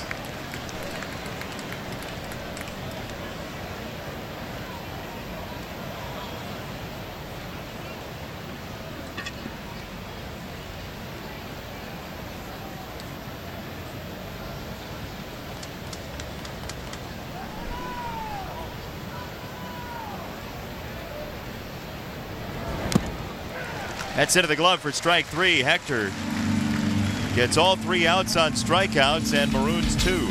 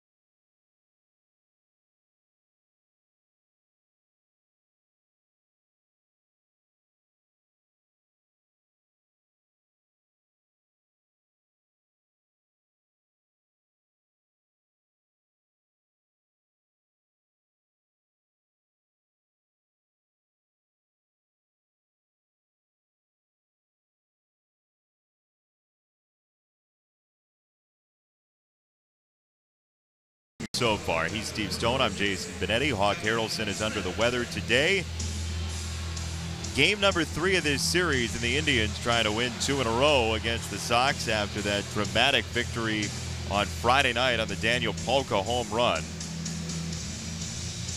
It'll be Smith, Engel, and Delmonico coming for the Sox against Carrasco, who has looked in the last pair of innings unhittable. And now that the breaking ball has come to him, it's going to be a whole lot tougher for our Sox to come back from 5 down. To third, Eric Gonzalez sweeps up out number 1.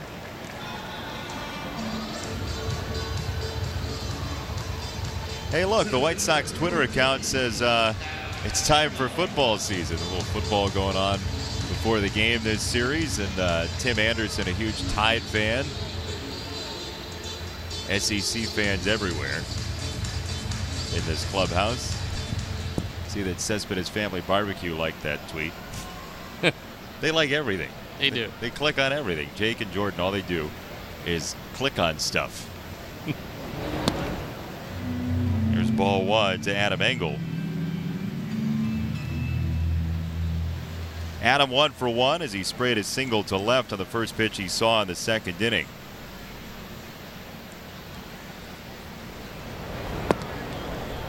You ever been to the Cespedes Family Barbecue? I was invited a couple times, but just couldn't make it. You had prior commitments? Yeah, otherwise it would have been great. What would you have brought for the potluck? I don't know, maybe a healthy arm. In the air to right field, and Melky is underneath for out number 2. You'd have brought zingers is what you mean. Zingers to the barbecue. You can never loosen up too quickly, I always say. That's used to be what I used to do back when my hips actually worked. That exactly? That's what you did? Well, I did it once, and I dislocated that hip, and then I waited for it to heal and start to do it again. Yeah, that's good luck. Future minister of silly walks in the Indians bullpen. 2 down for Nicky, who takes ball number 1.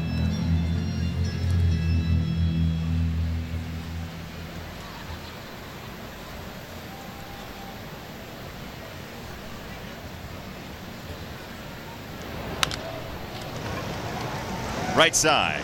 Kipnis flags it down. Nice play. You know, he's from the area. I know. Top 6 coming up. That's why he can range like that.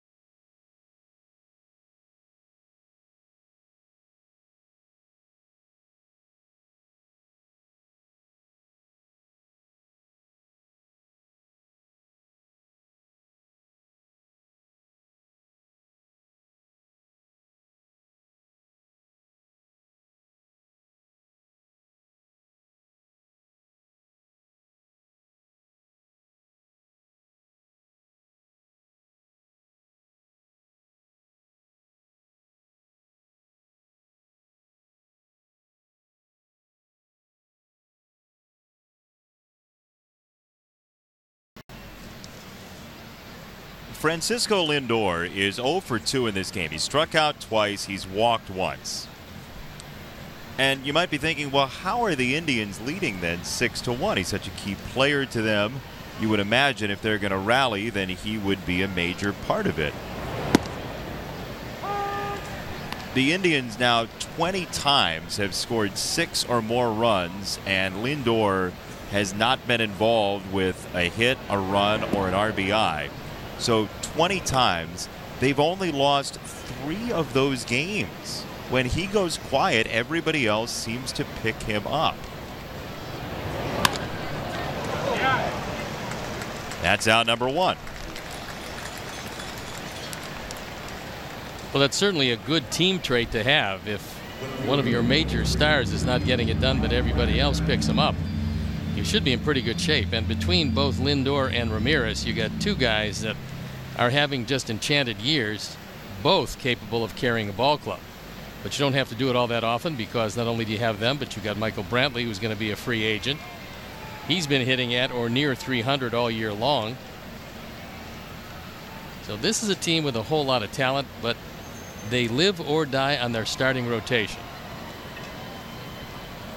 1 down for Brantley. I believe I said this year. That's in Lindor's career when that's happened. But the point goes, they're 17-2, 16-3 in those situations. So look, I mean, they have had the ability to score big without him being a part of it. But you're right. Next year, you wonder exactly what they're going to end up looking like. Well, one of the things, it depends on how much money they're getting back with some of the guys they're going to lose. But the starting rotation is pretty well intact. It's the bullpen they have to worry about.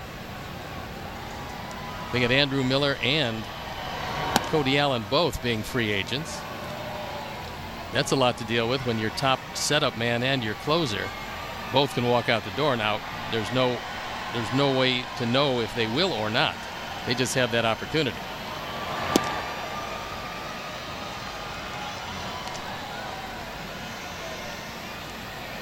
Well, the aerobics class continues.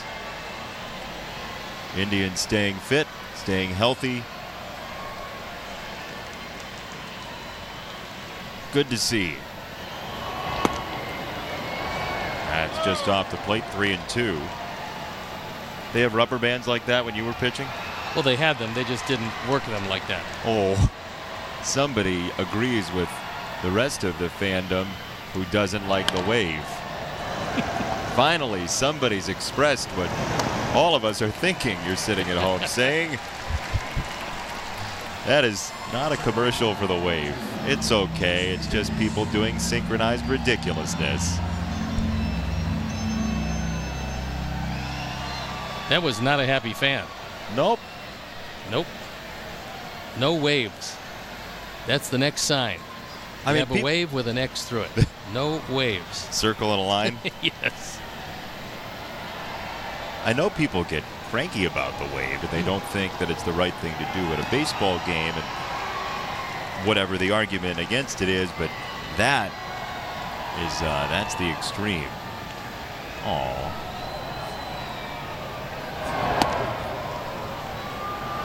Don't worry, buddy.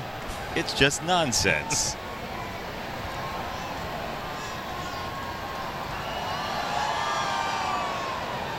One. Do you think people who start the wave just haven't been on a roller coaster for a long time?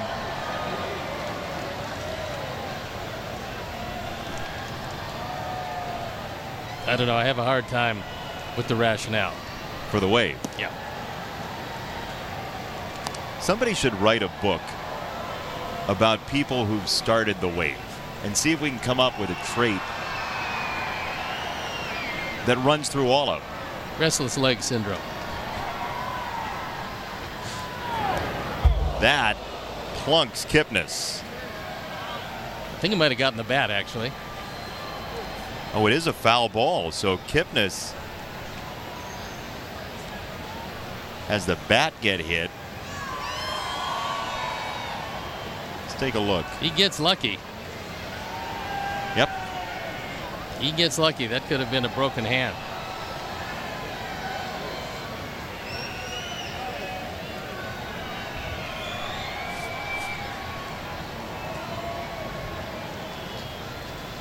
Two. That's up. 3 balls and 2 strikes.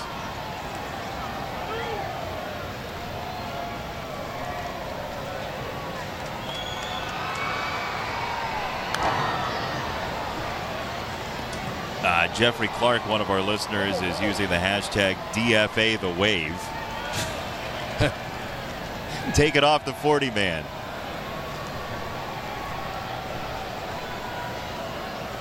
3 balls, 2 strikes.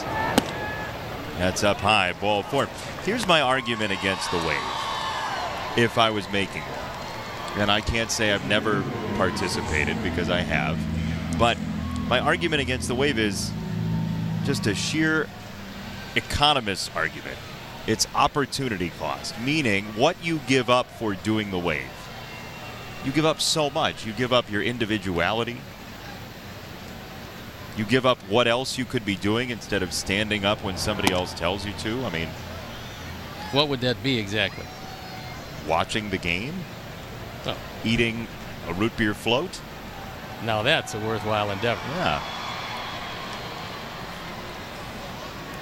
I was just saying, if I were to be making an argument against the wave.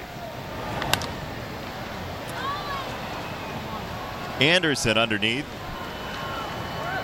We're on number 3. Bottom 6 coming next. 6-1 Cleveland.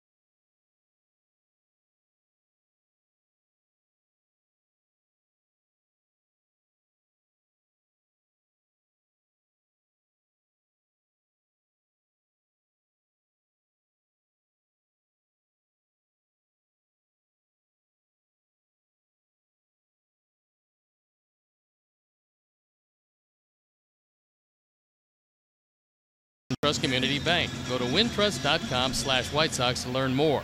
Wintrust Community Bank, member FDIC. So evidently, according to some of our followers who've chimed in, our research department across the globe says that Crazy George Henderson invented the wave back in 1981. His website claims that as well.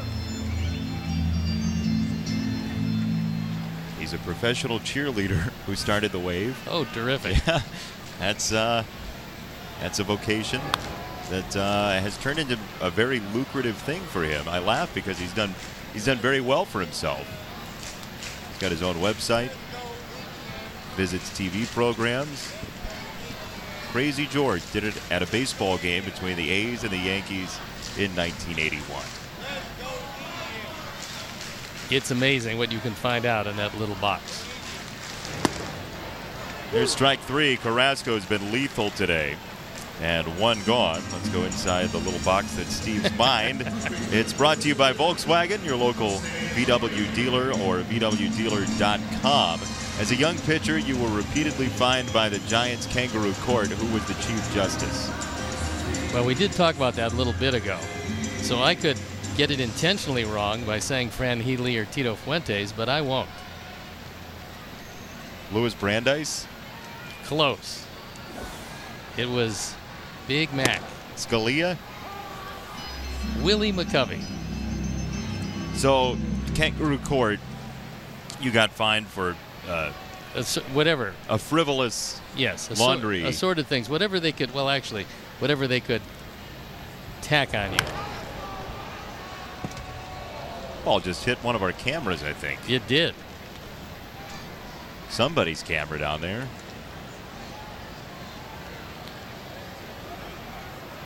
What are those made of on the outside? Are they responsive to balls hitting them, or?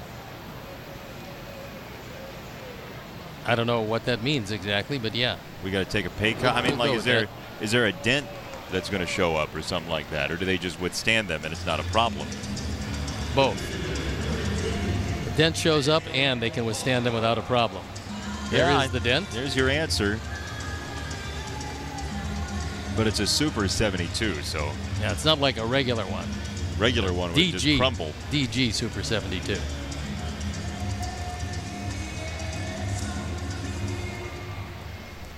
We lead the league today in camera shots. In the meantime, the man who has completely shut everything down since the second inning is still on the hill. Carlos Carrasco gave up his last hit to Adam Engel. That was that.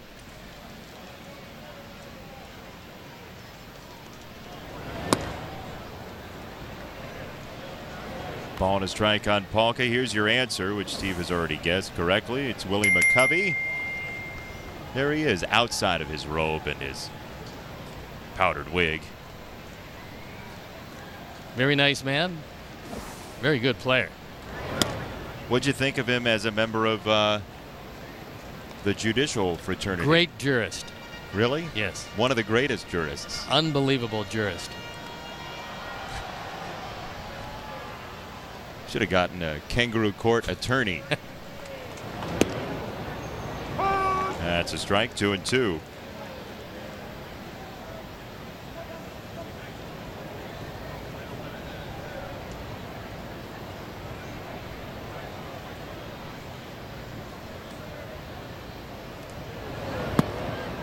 Check swing, ball low, didn't go. 3-2.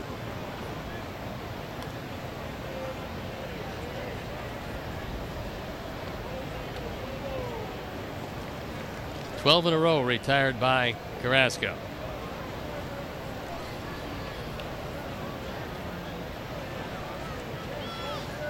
"3-2. Fouled away. Sox fan up and going. Tyler Danish.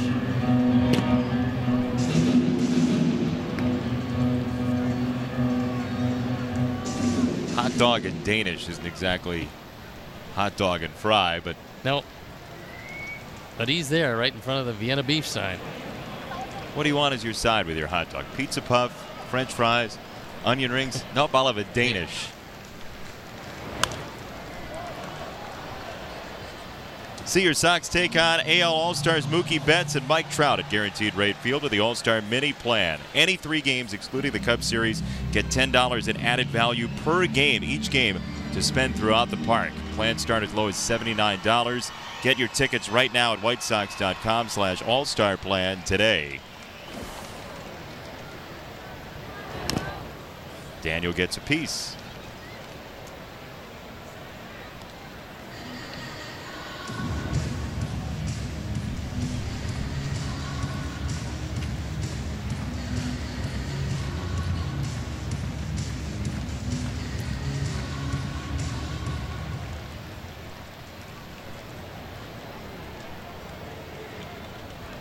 Three balls, 2 strikes.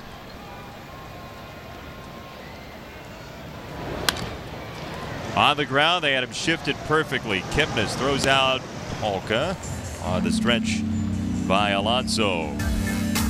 To the 7th inning, come along with us.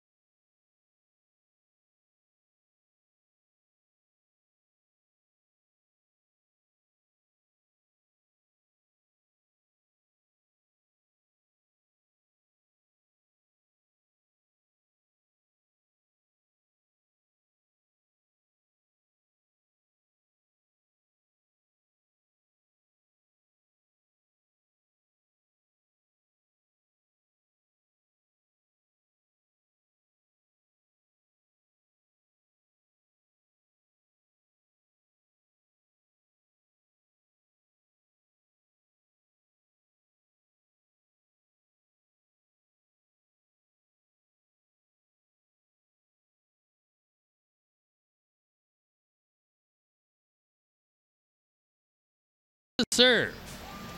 And it's the Tigers coming up. Indians will leave town. They'll go to Cincinnati. We will go to Detroit, where the Tigers will entertain our Sox. After strike one to Alonso, there's ball one. 1-1 for Yonder Alonso.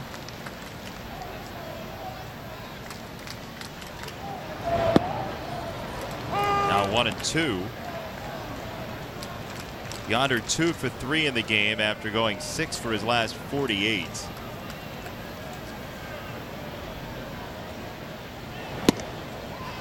Santiago strikes out Alonso. MLB at Bat is your #1 White Sox app. Customize your experience to get White Sox home screen icons and features such as the MLB.TV Game of the Day, pitch tracking, in-game highlights, live radio broadcast, stats, news, and more. Download MLB at Bat today.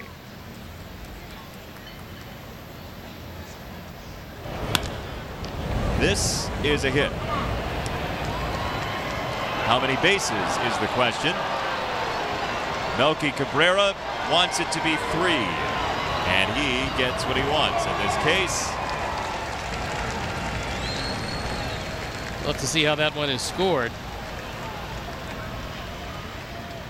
Nicky came across and could not corral the baseball as it got by, and Melky hustles it into 3 bases.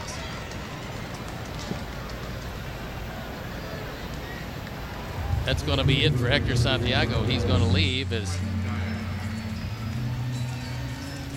Melky's done 2. He's going to be pinch run for. Nicky comes across, cannot make the play for Adam Can. Melky into 3rd base. That's his final act.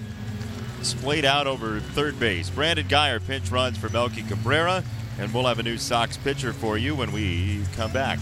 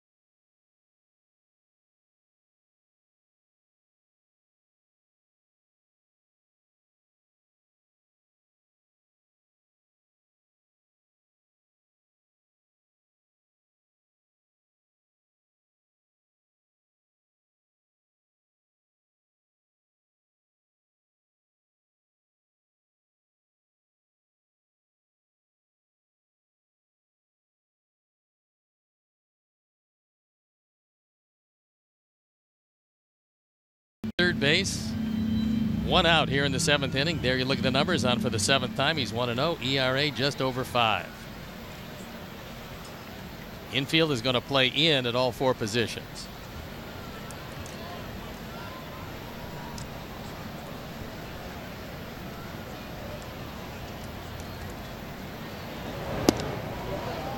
Ball number 1 to Yan Gomes.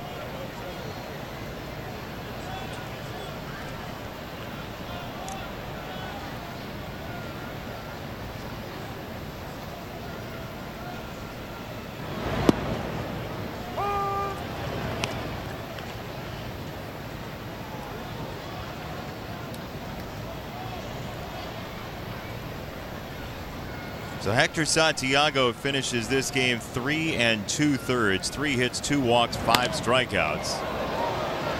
Lifted to left center. Adam is over to make the catch. Guyer scores, and the Indians tack on 1 more.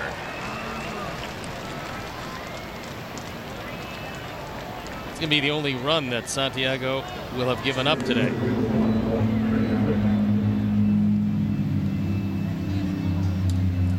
Gomes drives in his 36th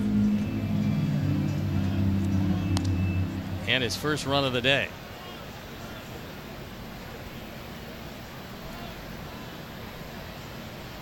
Base is empty. Greg Allen, the batter. Young center fielder, just 25 years old. Been up and back 5 times from AAA this year.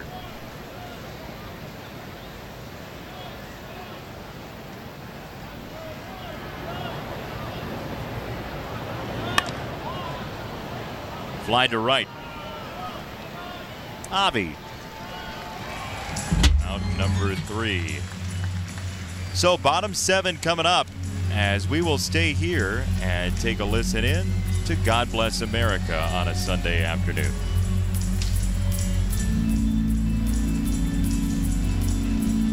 Ladies and gentlemen, at Major League ballparks across America each Sunday, the singing of God Bless America is performed in support of our country and our men and women stationed overseas. Please welcome Miles Hayes for the singing of God Bless America. God bless America, land that I love. Stand beside her and guide her through the night with the light from above. From the mountains to the prairies, to the oceans wide with foam. God bless America, our home sweet home. God bless America, our home sweet home.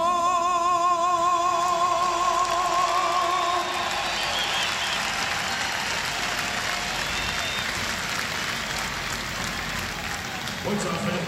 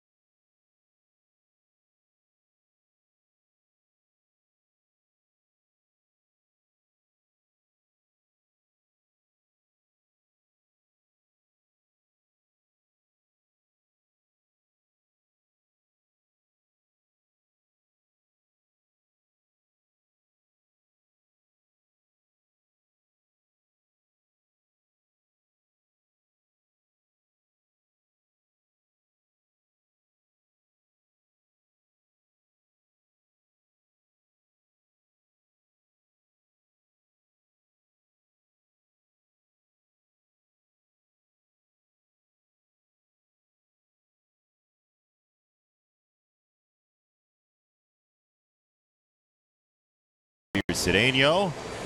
Coca-Cola Family Sunday, always opportunity to get some baseballs signed, some gloves signed, whatever it might be.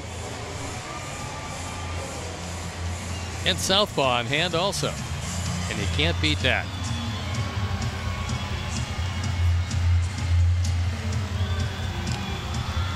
Melky Cabrera's hit that was a triple has now become a single and E7, so that will be an unearned run against Hector Santiago.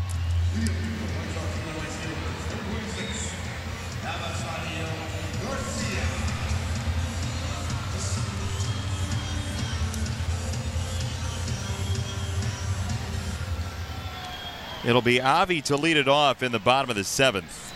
Then Yohan Moncada and Tim Anderson.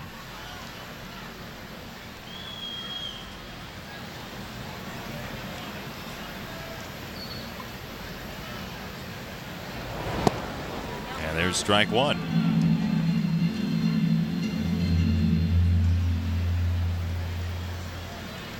Only 81 pitches so far for Carrasco, and nobody up in the Tribe bullpen.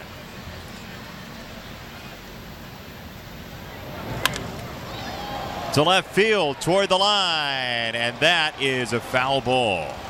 Well, that one didn't miss by much, but he had Paul Nauert right on the line, threw up his hands immediately. This one hooking down the line, and at the last instant, it is foul. It had all the makings of a double. Did that.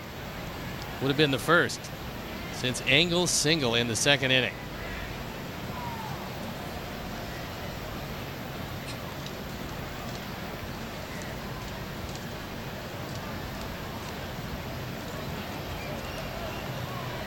No balls, 2 strikes. And that's up high, 1-2.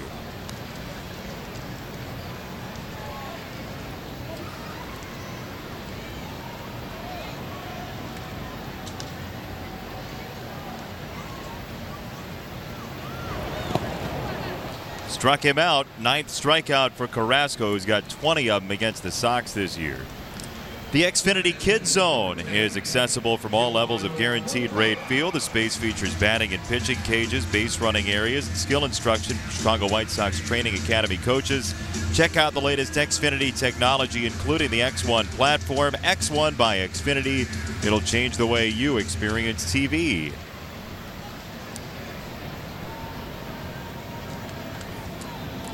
One down, Yoan Moncada, who's 0 for 2. He takes ball 1.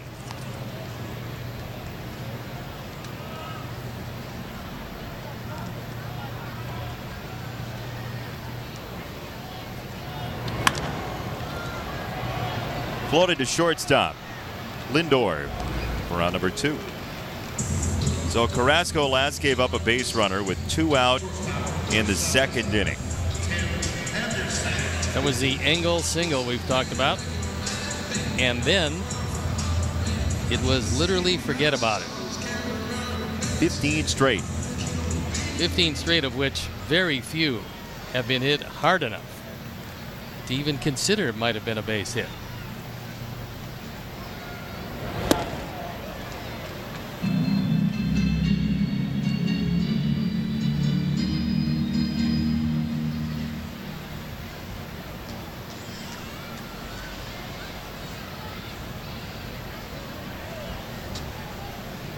Oh, 0-1 to Tim, and now 0-2. Carrasco's just been ahead. That's really been the key since that last base hit. Was he stayed on top of each and every one of these hitters, going after them aggressively. Didn't use a setup pitch. I mean, when he could have gotten them on 3, he did.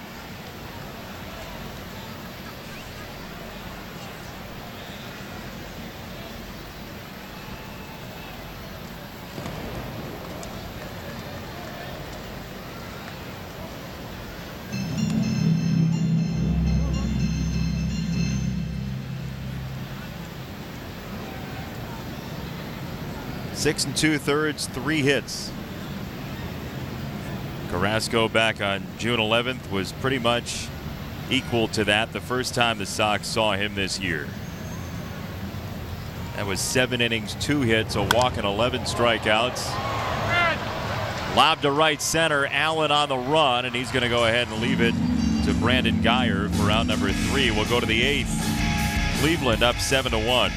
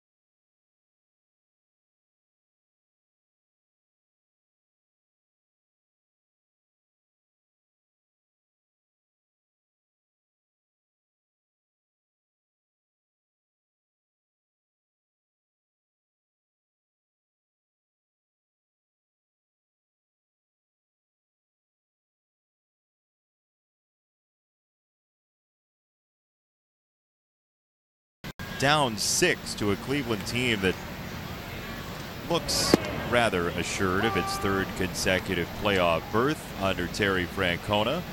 They went to the wild card game in 2013, his first season.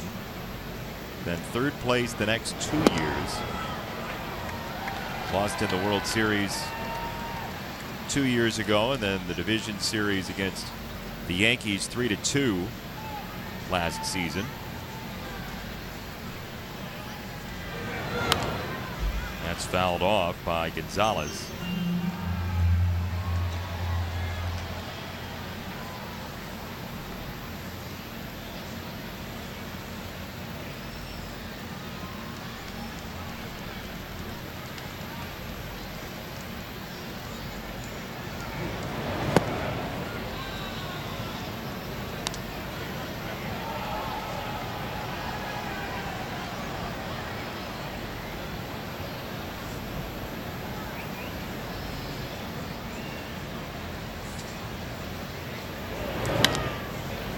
To left field, and a base hit.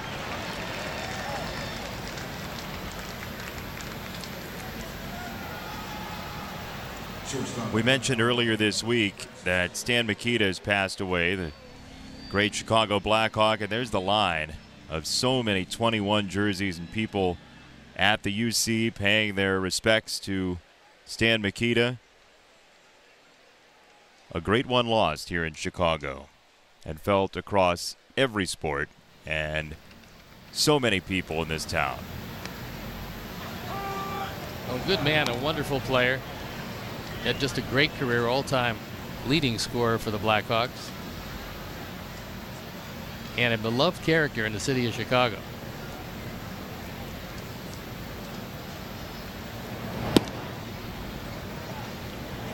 Pulling a strike on Lindor, who's 0 for 3 with a walk and a couple of strikeouts.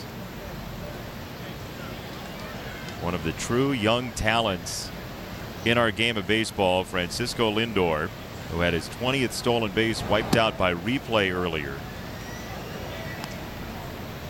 At some point, he and Ramirez are going to be just the second 2020 duo home runs and stolen bases in Cleveland history.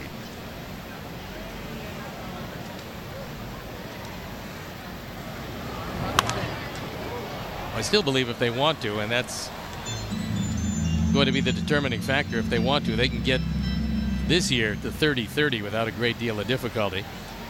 Look at how similar those numbers are for a career. It's pretty amazing that they both played for a relatively short period of time, but played enough where you looked at those numbers and they're startling, as similar as they are. Almost identical. Strikeout for Danish, one gone. Left fielder number 23, Michael Brantley. And Brantley will bat.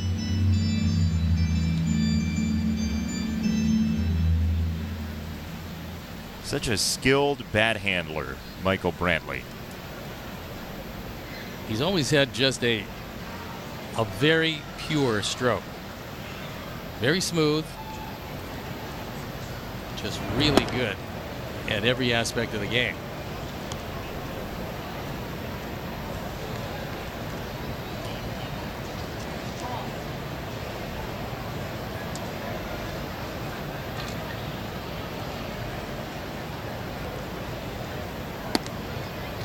Two balls, no strikes on Brantley from Danish.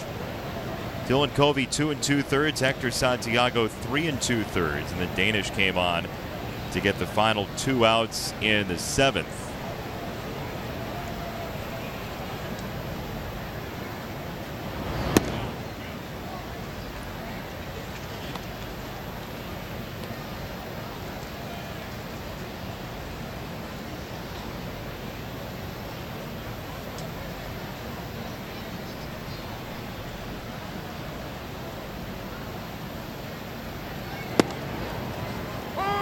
Whipped in there for a strike, 3-1. Sox will be in Detroit tomorrow.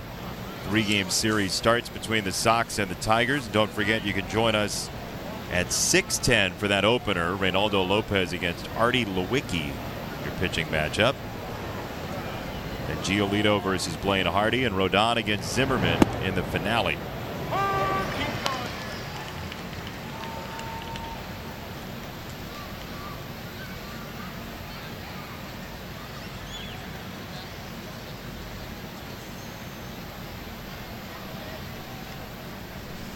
Gonzalez at first, 3-2.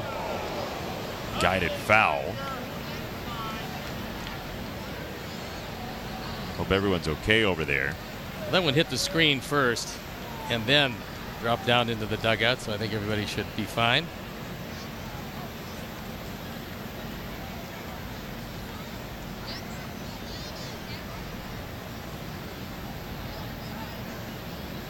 Three and two.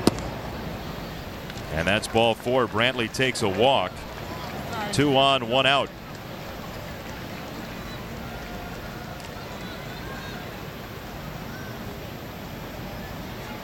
Second baseman, Jason Kipnis.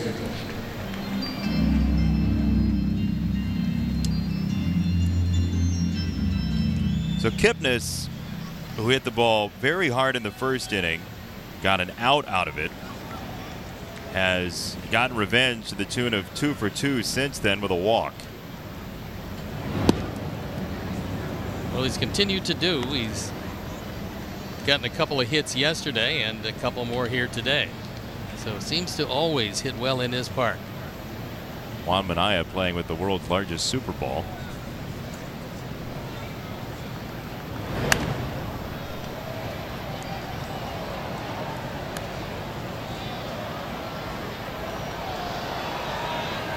Jason Kipnis for this year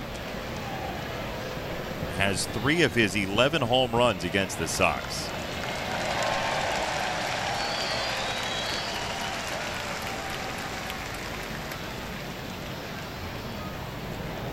One. Cleveland got 4 in the first, 2 in the second, and then 1 more in the 7th.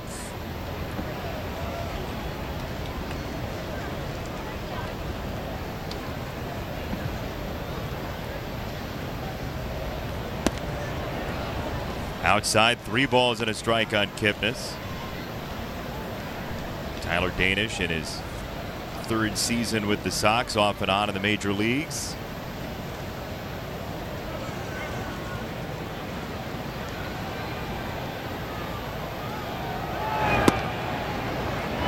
Called strike, 3-2.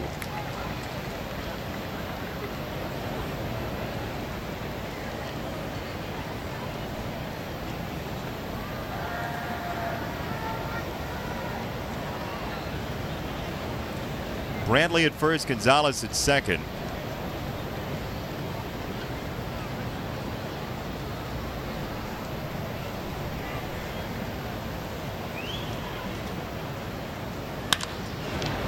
Hard hit and through the right side. That's a base hit for Kipnis. Gonzalez scores, and it's 8-1.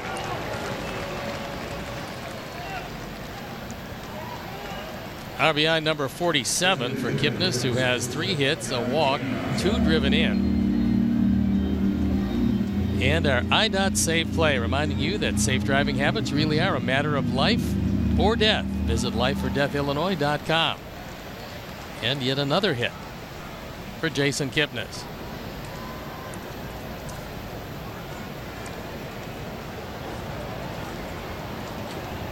That leaves it for Yandy Diaz, who swings through a slider for strike 1. Native of Cuba, 27 years old, Yandy Diaz. And now Rajay Davis going to pinch run for Brantley to give him a couple innings off.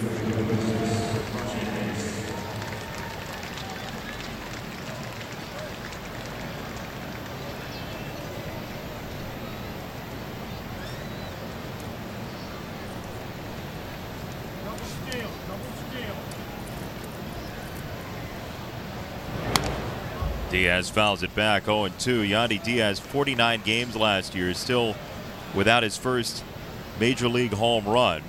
He does have 2 triples in his major league career.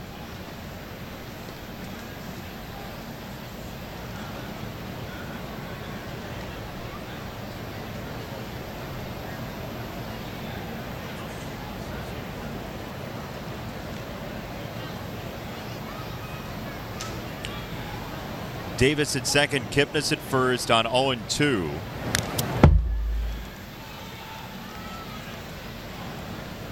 Cleveland, by the way, is 28-10 in series finales this year. So late in series, the Indians have done some damage to opposing teams. It's a good way for you to feel good going to the next city, certainly.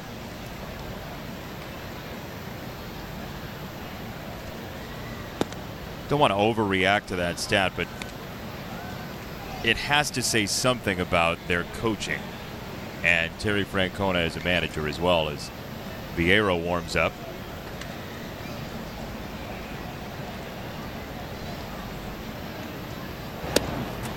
Two balls, two strikes on Diaz.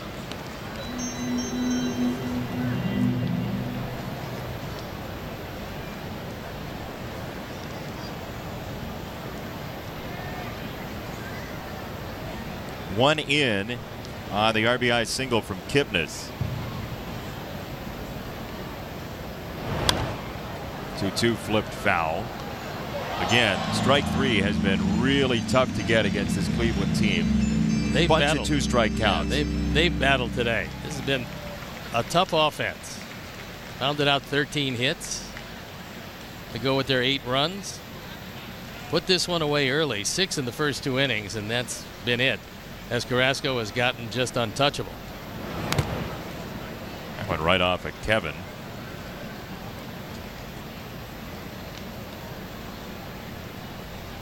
I think it's a letter C. No. A jalapeno?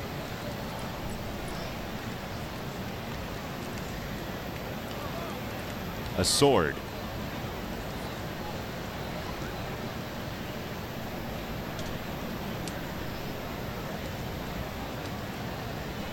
Two. Another touch foul.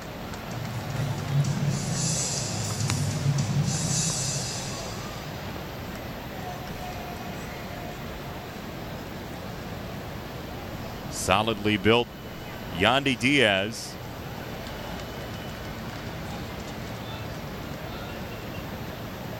Encarnacion on the DL. Diaz comes up and hits this one through into center field.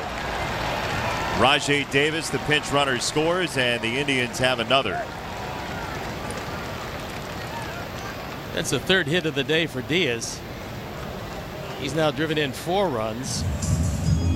A couple of them today. Taking it right back up the middle after an extended at bat. So Tyler Danish is going to be done for the day as Ricky Renteria goes out to get him. So Thiago Vieira was warming up, and he will be on his way into this game on this August the 12th, 2018. And this day in Major League history, Don Drysdale, Harmon Killebrew, Louis Aparicio into the National Baseball Hall of Fame. Bobby Jenks with that great run of 41 straight retired. And Charlie Manuel, so important to Jim Thome. You can just see it as Jim talks about him, how important he was in the development of Thome. He won his 1,000th career game.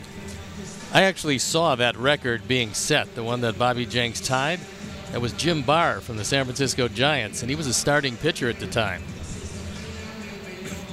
So I saw him retire between the St. Louis Cardinals and the Pittsburgh Pirates. He retired 41 straight hitters. What was that like to watch? Well, you wondered if he'd ever give up a hit, or because he did it the final 21 in the game before. So 7 innings, retired everybody, and then came out, I believe, against St. Louis and took a no-hitter, well, a perfect game actually, into the 7th inning. So that was pretty impressive. So Vieira getting loose. On for the 5th time. Throwing strikes has been his problem. 10.38 ERA. The stuff is very good when he gets it over the plate. He'll face Yonder Alonso first. Indians with a 9-1 lead thanks to a couple more here in the 8th. Cleveland's bullpen is up and working. No reason to run Carrasco into the ground, especially with Simber. not throwing yet in the series. Unusual motion, a submariner. Yeah, watch this thing. Ball comes out of nowhere. Not easy for a right-hander to hit, you wouldn't think. So come on down, Kevin Smith, Adam Engel, and Nicky Delmonico in the 8th. They're the scheduled hitters. Well, it's about to become a little more difficult to hit. Not that the Indians needed any more of a challenge today because they've pounded out a bunch of them. 9 runs on 14 hits. The Shadows are on the way. And they are. Not in time, however, but they are on the way.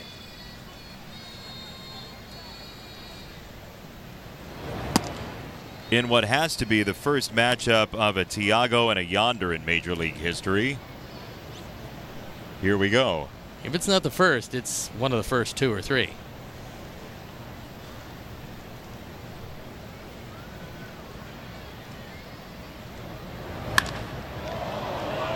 In the air, right center field.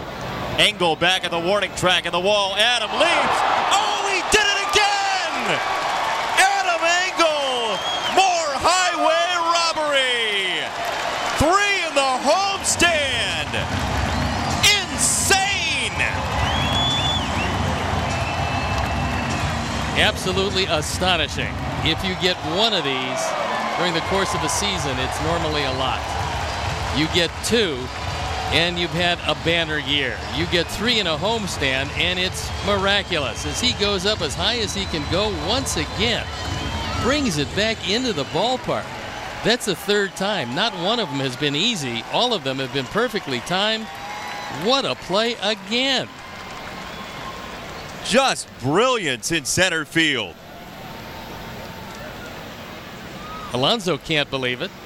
Vieira is ecstatic. 3 times for Adam Engel in this, the 6th game of the homestand. Find somebody who's done it 3 times in a season. That's hard. It's remarkable. It really is remarkable. He's cracking a little bit of a smile. You know that he knows in his mind how crazy this has been.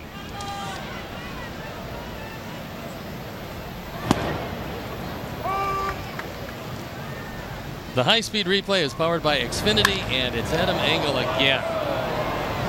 This time for the first time into right center field. Goes up and over and brings it back again. What is really cool about that one is he measured that the whole way. You can see that the experience of the last couple helped him there because he found a takeoff point that he thought was perfect, and it was. The beauty of this game is, even in a 9-1 game, which has a decision that's basically gone final without going final, if you stick around and you wait, you will see something else that is unique, bizarre, or great fun.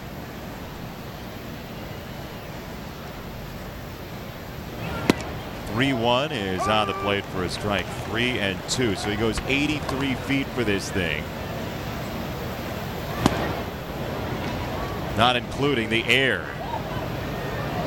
By the way, it's not just a practical catch, it's a poster catch. He's got good looking hang time as there's ball 4.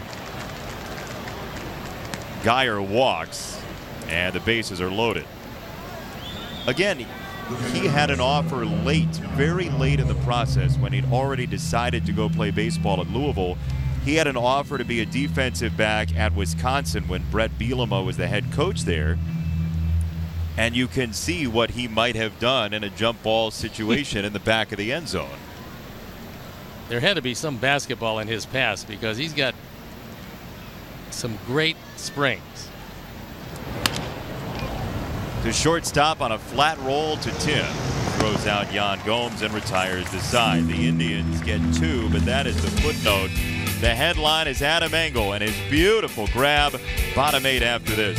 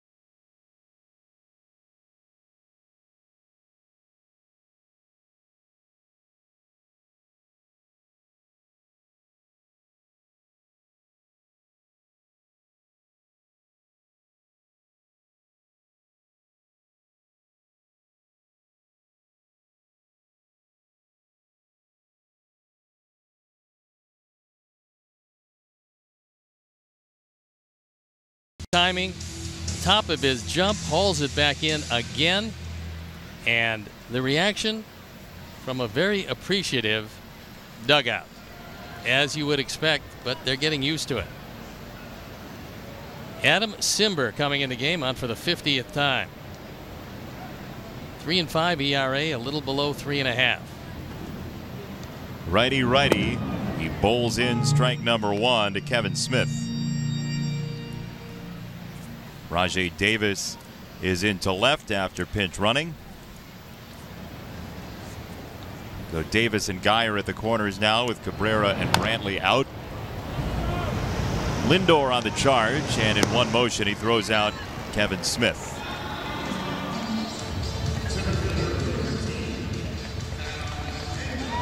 So here is Adam Engel, who gets quite the reception after that beautiful catch.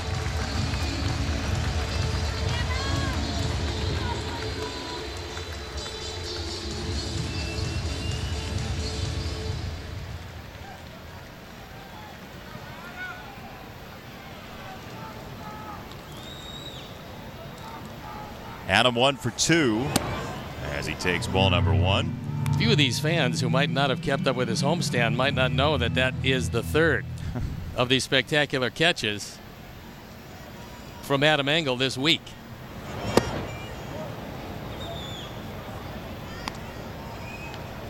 Again, to just number 1, to do it 3 times in a season is something. To do it 3 times in a homestand is something completely different, but also to have the opportunity for it to happen as he serves this ball to right center field, flying toward the alleyway, and Engel continues a brilliant inning.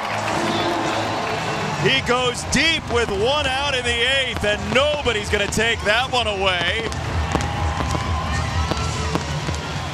This is his 3rd home run of the year, 21st driven in, and he's 2 for 3 today. So a line drive rocket. That ball just barely got up high enough to get it out of the ballpark.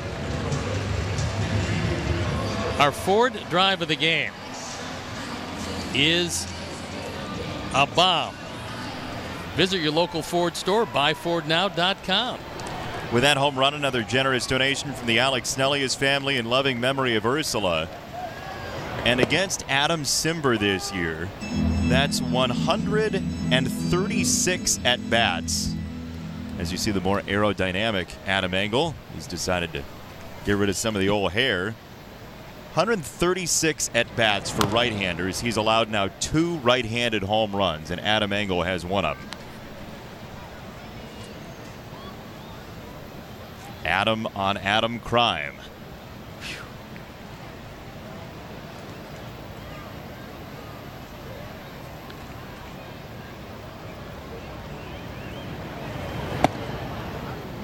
That ball explodes out of his hand, a little bit inside.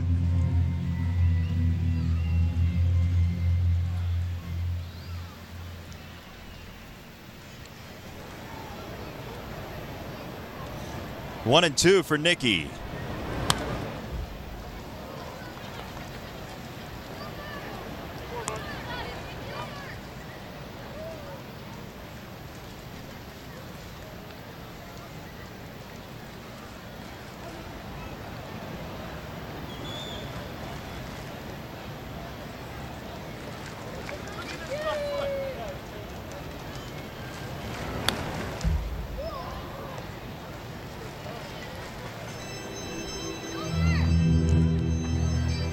Ball and 2 strikes from Simber, who is as funky as you're going to get.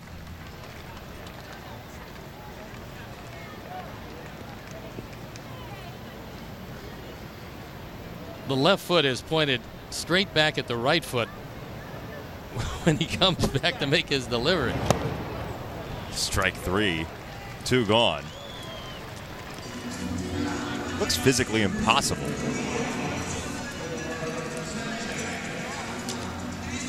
Two down for Sanchez. Look at this. And he's pigeon-toed at that point. He brings it straight back. That's most unusual.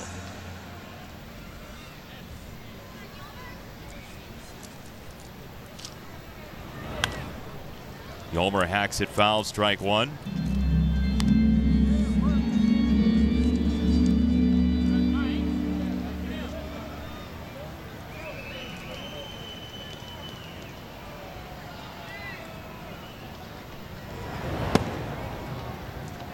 Sox got a run thanks to Sanchez in part in the first inning. He singled, then eventually scored after a wild pitch moved him along.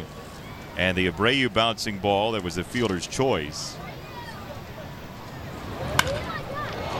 Sanchez with a rocket to right field. This ball carries out of here. Yolmer clears the yellow line, and it's 9-3.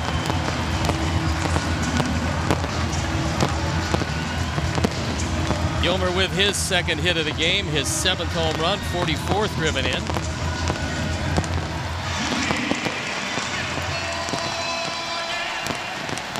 And the boys are pretty happy to see Carlos Carrasco out of this ball game after 7 innings.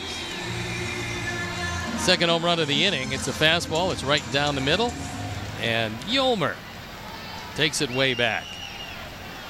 And another generous donation from the Alex Snellius family in loving memory of Ursula. See if Jose has one in him. 6 more and we're tied.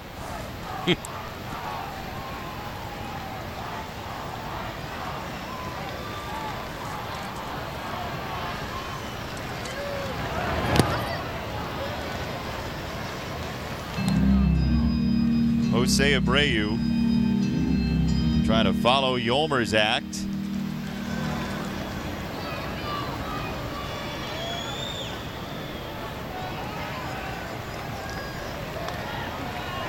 One and one from Simber. The third, Gonzalez retires the side. Adam Engel, an 8th inning to remember. It started with this. He took one. You want a plus minus? He gave it to you. Adam deep to right for the homer, and it's 9-3.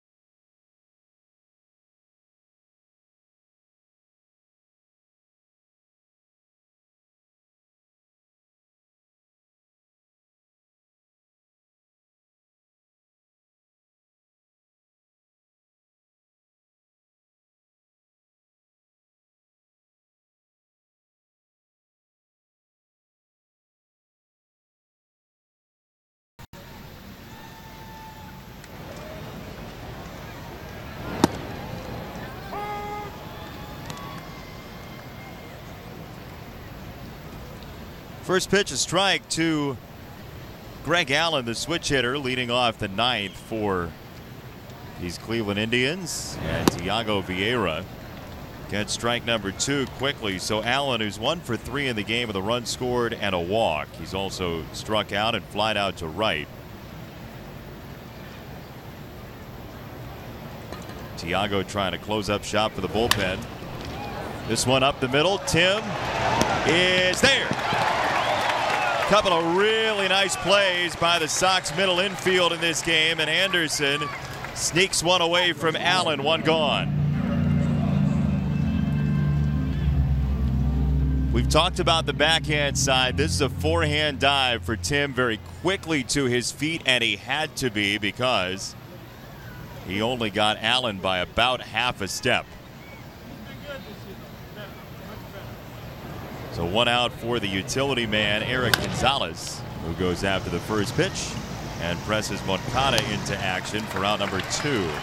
Time now for Toyota going places. Toyota, let's go places.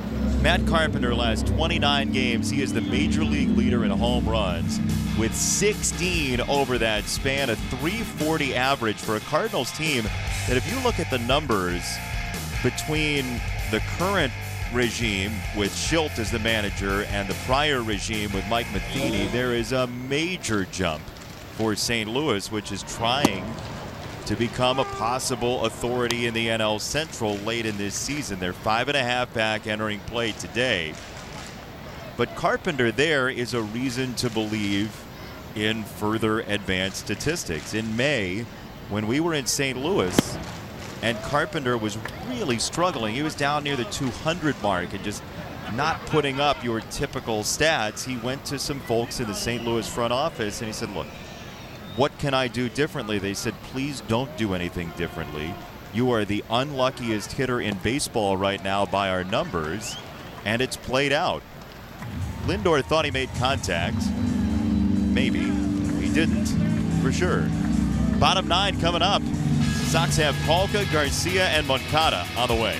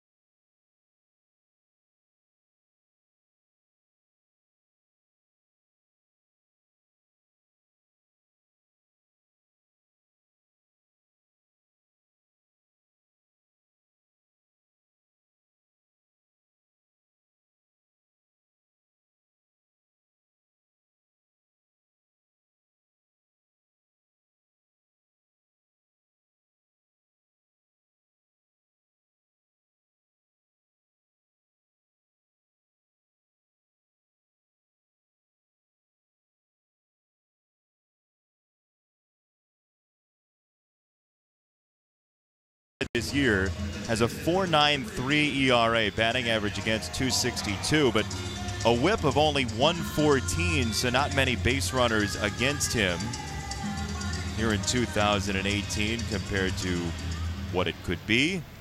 Otero, who's dealt with Tommy John surgery in his past. Out of the University of South Florida, he will face Daniel Polka first.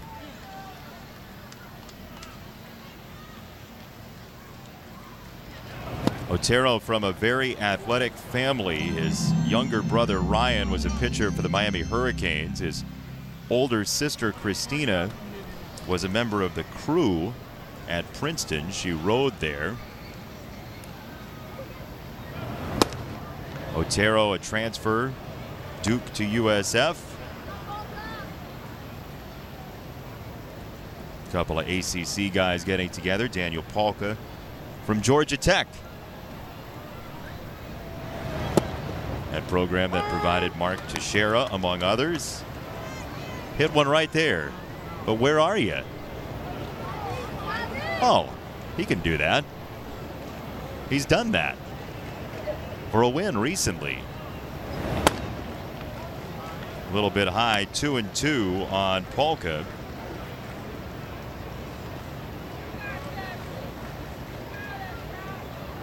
Becoming more and more recognizable in the city of Chicago as the days wear on. Daniel Polka.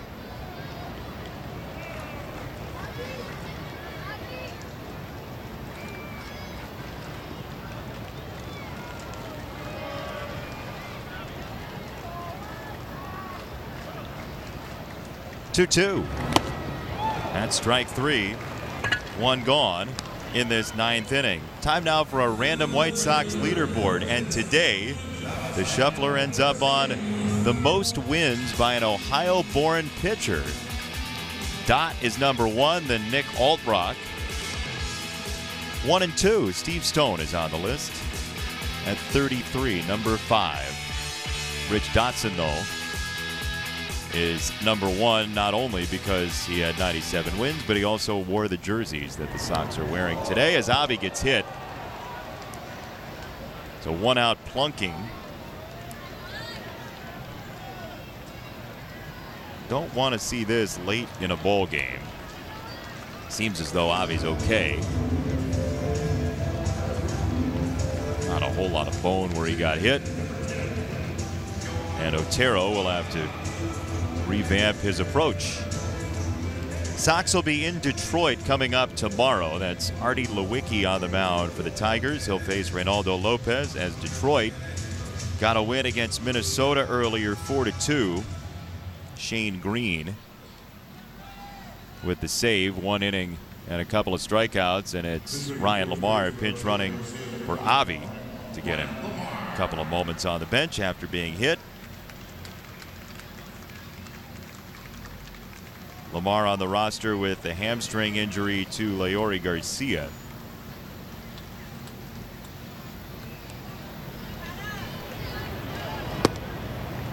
Moncada takes ball 1. Sox with 2 homers in the 8th inning. Engel and Sanchez maybe trying to drum up a late rally and make it sting on the way out of town for Cleveland, who will be headed to Cincinnati.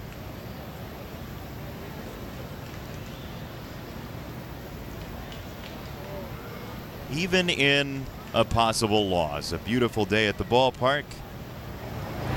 Temperate day. Not even too warm in the sun. We saw some folks using their poster board as umbrellas earlier, and now the shade has come upon many of us at the ballpark. And there's nothing better than a freshly squeezed lemonade at a baseball game.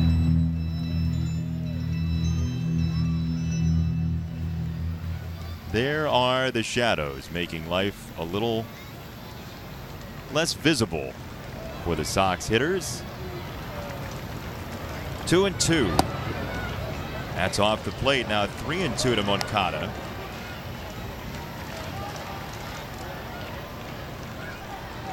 Tim Anderson on deck. Kevin Smith to follow.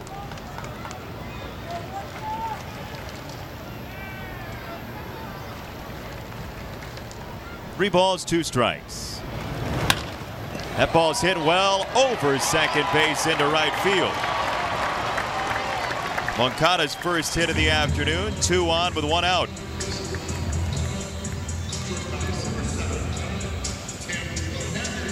Stayed back nicely that time, and Anderson will bat.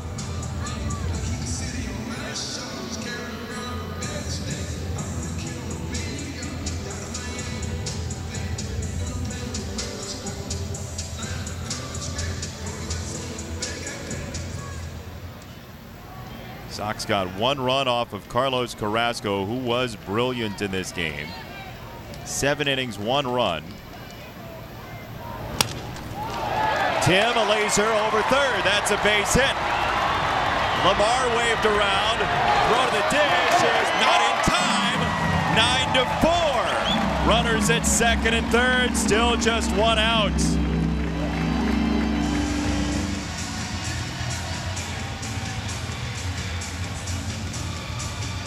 It wasn't exactly a work of art, but it got the job done. A spinner inside, and Anderson lines it to left. So suddenly, alarm bells are ringing for Cleveland here in the 9th. And Carl Willis out of that dugout to go talk to Otero.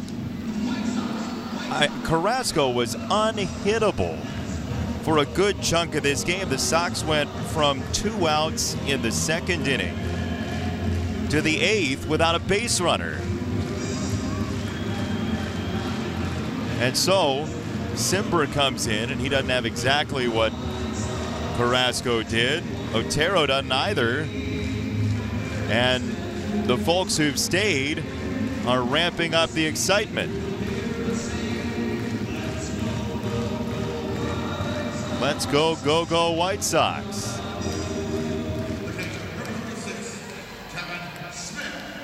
That's from a little before the time of these jerseys, but it still applies here in the 9th.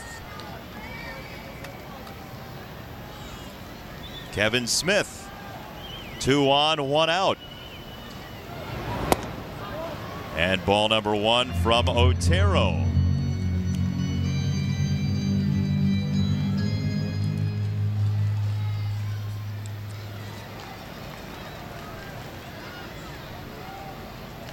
Two hits and a hit batter in the inning. That's inside. 2 balls, no strikes. Sox need base runners. Otero seems willing to grant them.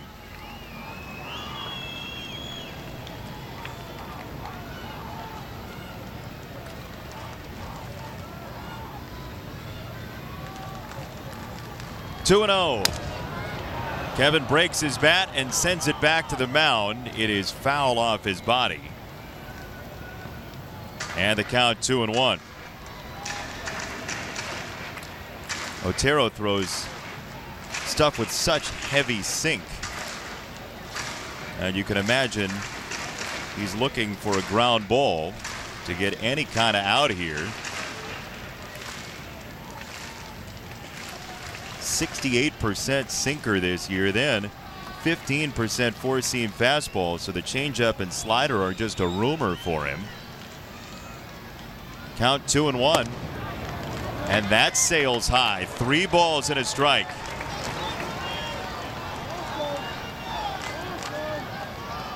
Adam Engel homered last time up. The Indian bullpen forced to punch in again. Cody Allen, the closer, looming. Kevin up the middle. That's a base hit. 9-5. Runners at the corners. Still just 1 out. Kevin has been so good at hitting the ball up the origin. He does it there. And runners at first and third. Again, he left one middle into a right-handed batter. Kevin douses it. And Terry Francona is going to have to call on Cody Allen. How about this? This game was out of control and out of the realm of possibility. And out of the bullpen comes the Indians' closer with 1 down suddenly. Back with more after this.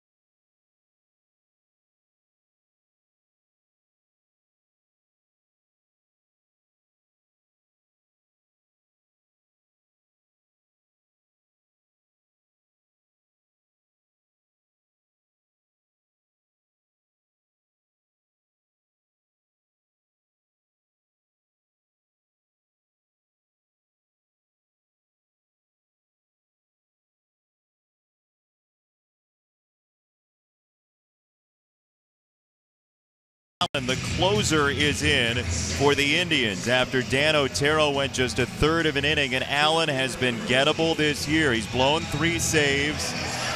This is a 4-run game with 2 on and 1 out in the 9th.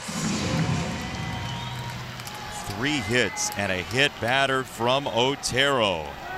So Allen, the 29-year-old, to face Adam Engel, who's had a wonderful day. He's 2 for 3. He's robbed a home run. He's hit 1 too. In the air, left field side, and foul. Last time up, Adam got the count to 2-0. And a pitch that was away, he bashed the opposite way for a home run and started this rally in earnest. Yolmer hit 1 2 batters later. Then suddenly the spigot stayed open.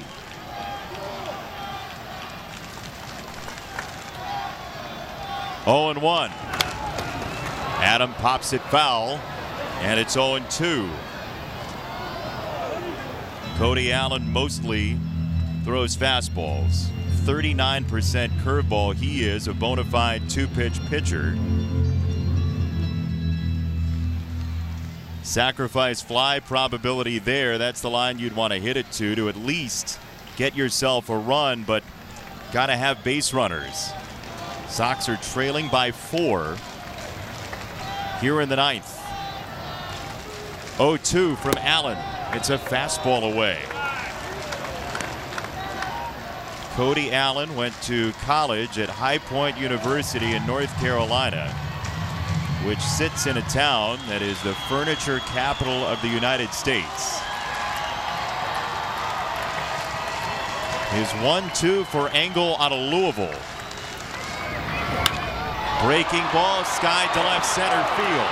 Allen on the run. He slides, can't make the play. Here come the Sox. 1 is in. Here comes the second. Adam to third. What a wild 9th inning this has been, huh?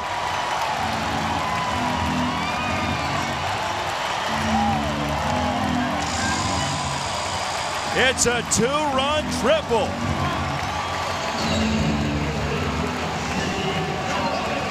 On 2 strikes, a curveball that did not find its spot.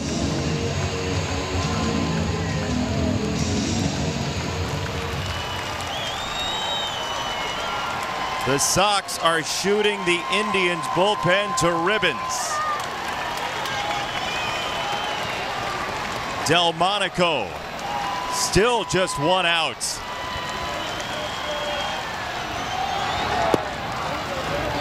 Called strike 1.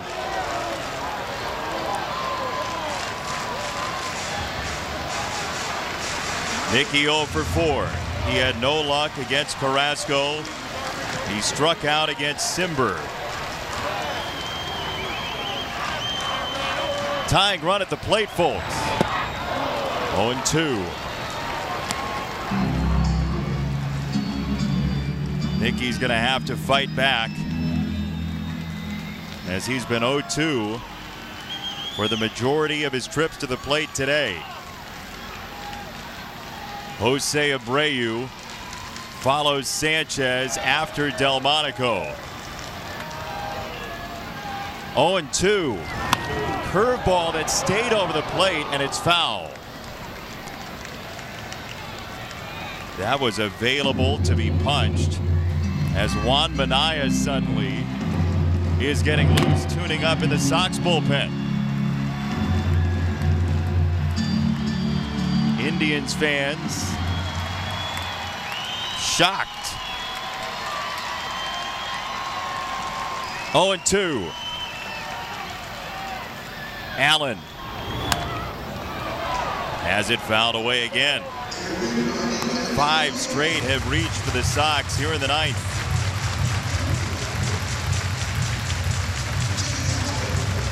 This is the reward for staying all the way through at Guaranteed Rate Field. 0-2.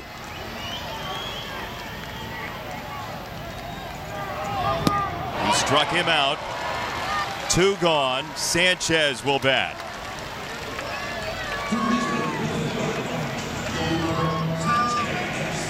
Can Yolmer duplicate what he did last time? Because if so,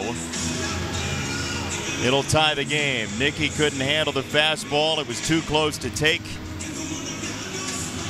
Don't despair. There's 1 out to go.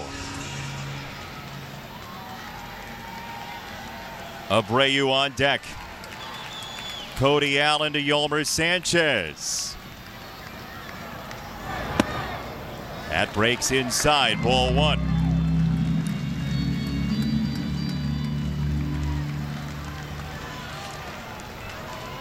This ball game was 9-1.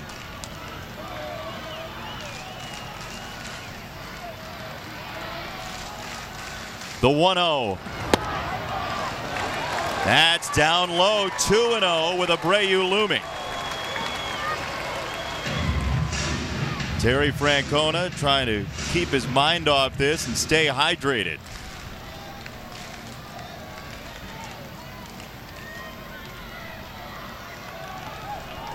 Two and 0.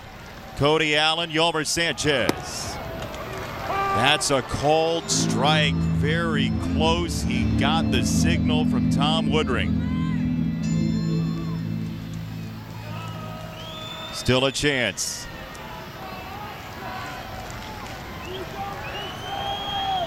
Angle at third. 2-1.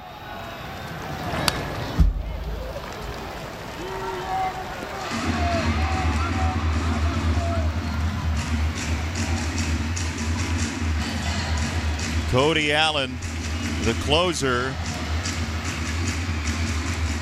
trying to cinch it up for Cleveland in a game that looked like a walkover. And now walk-off has popped into the minds here. 2-2. He struck him out and the Indians do win, but the Sox gave it absolutely everything.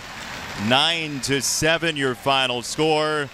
What an effort from Adam Engel and the Sox on the comeback trail today, but just a little bit short as Allen had just enough to eke out a win for a Cleveland team that took a couple of late punches and barely stayed upright.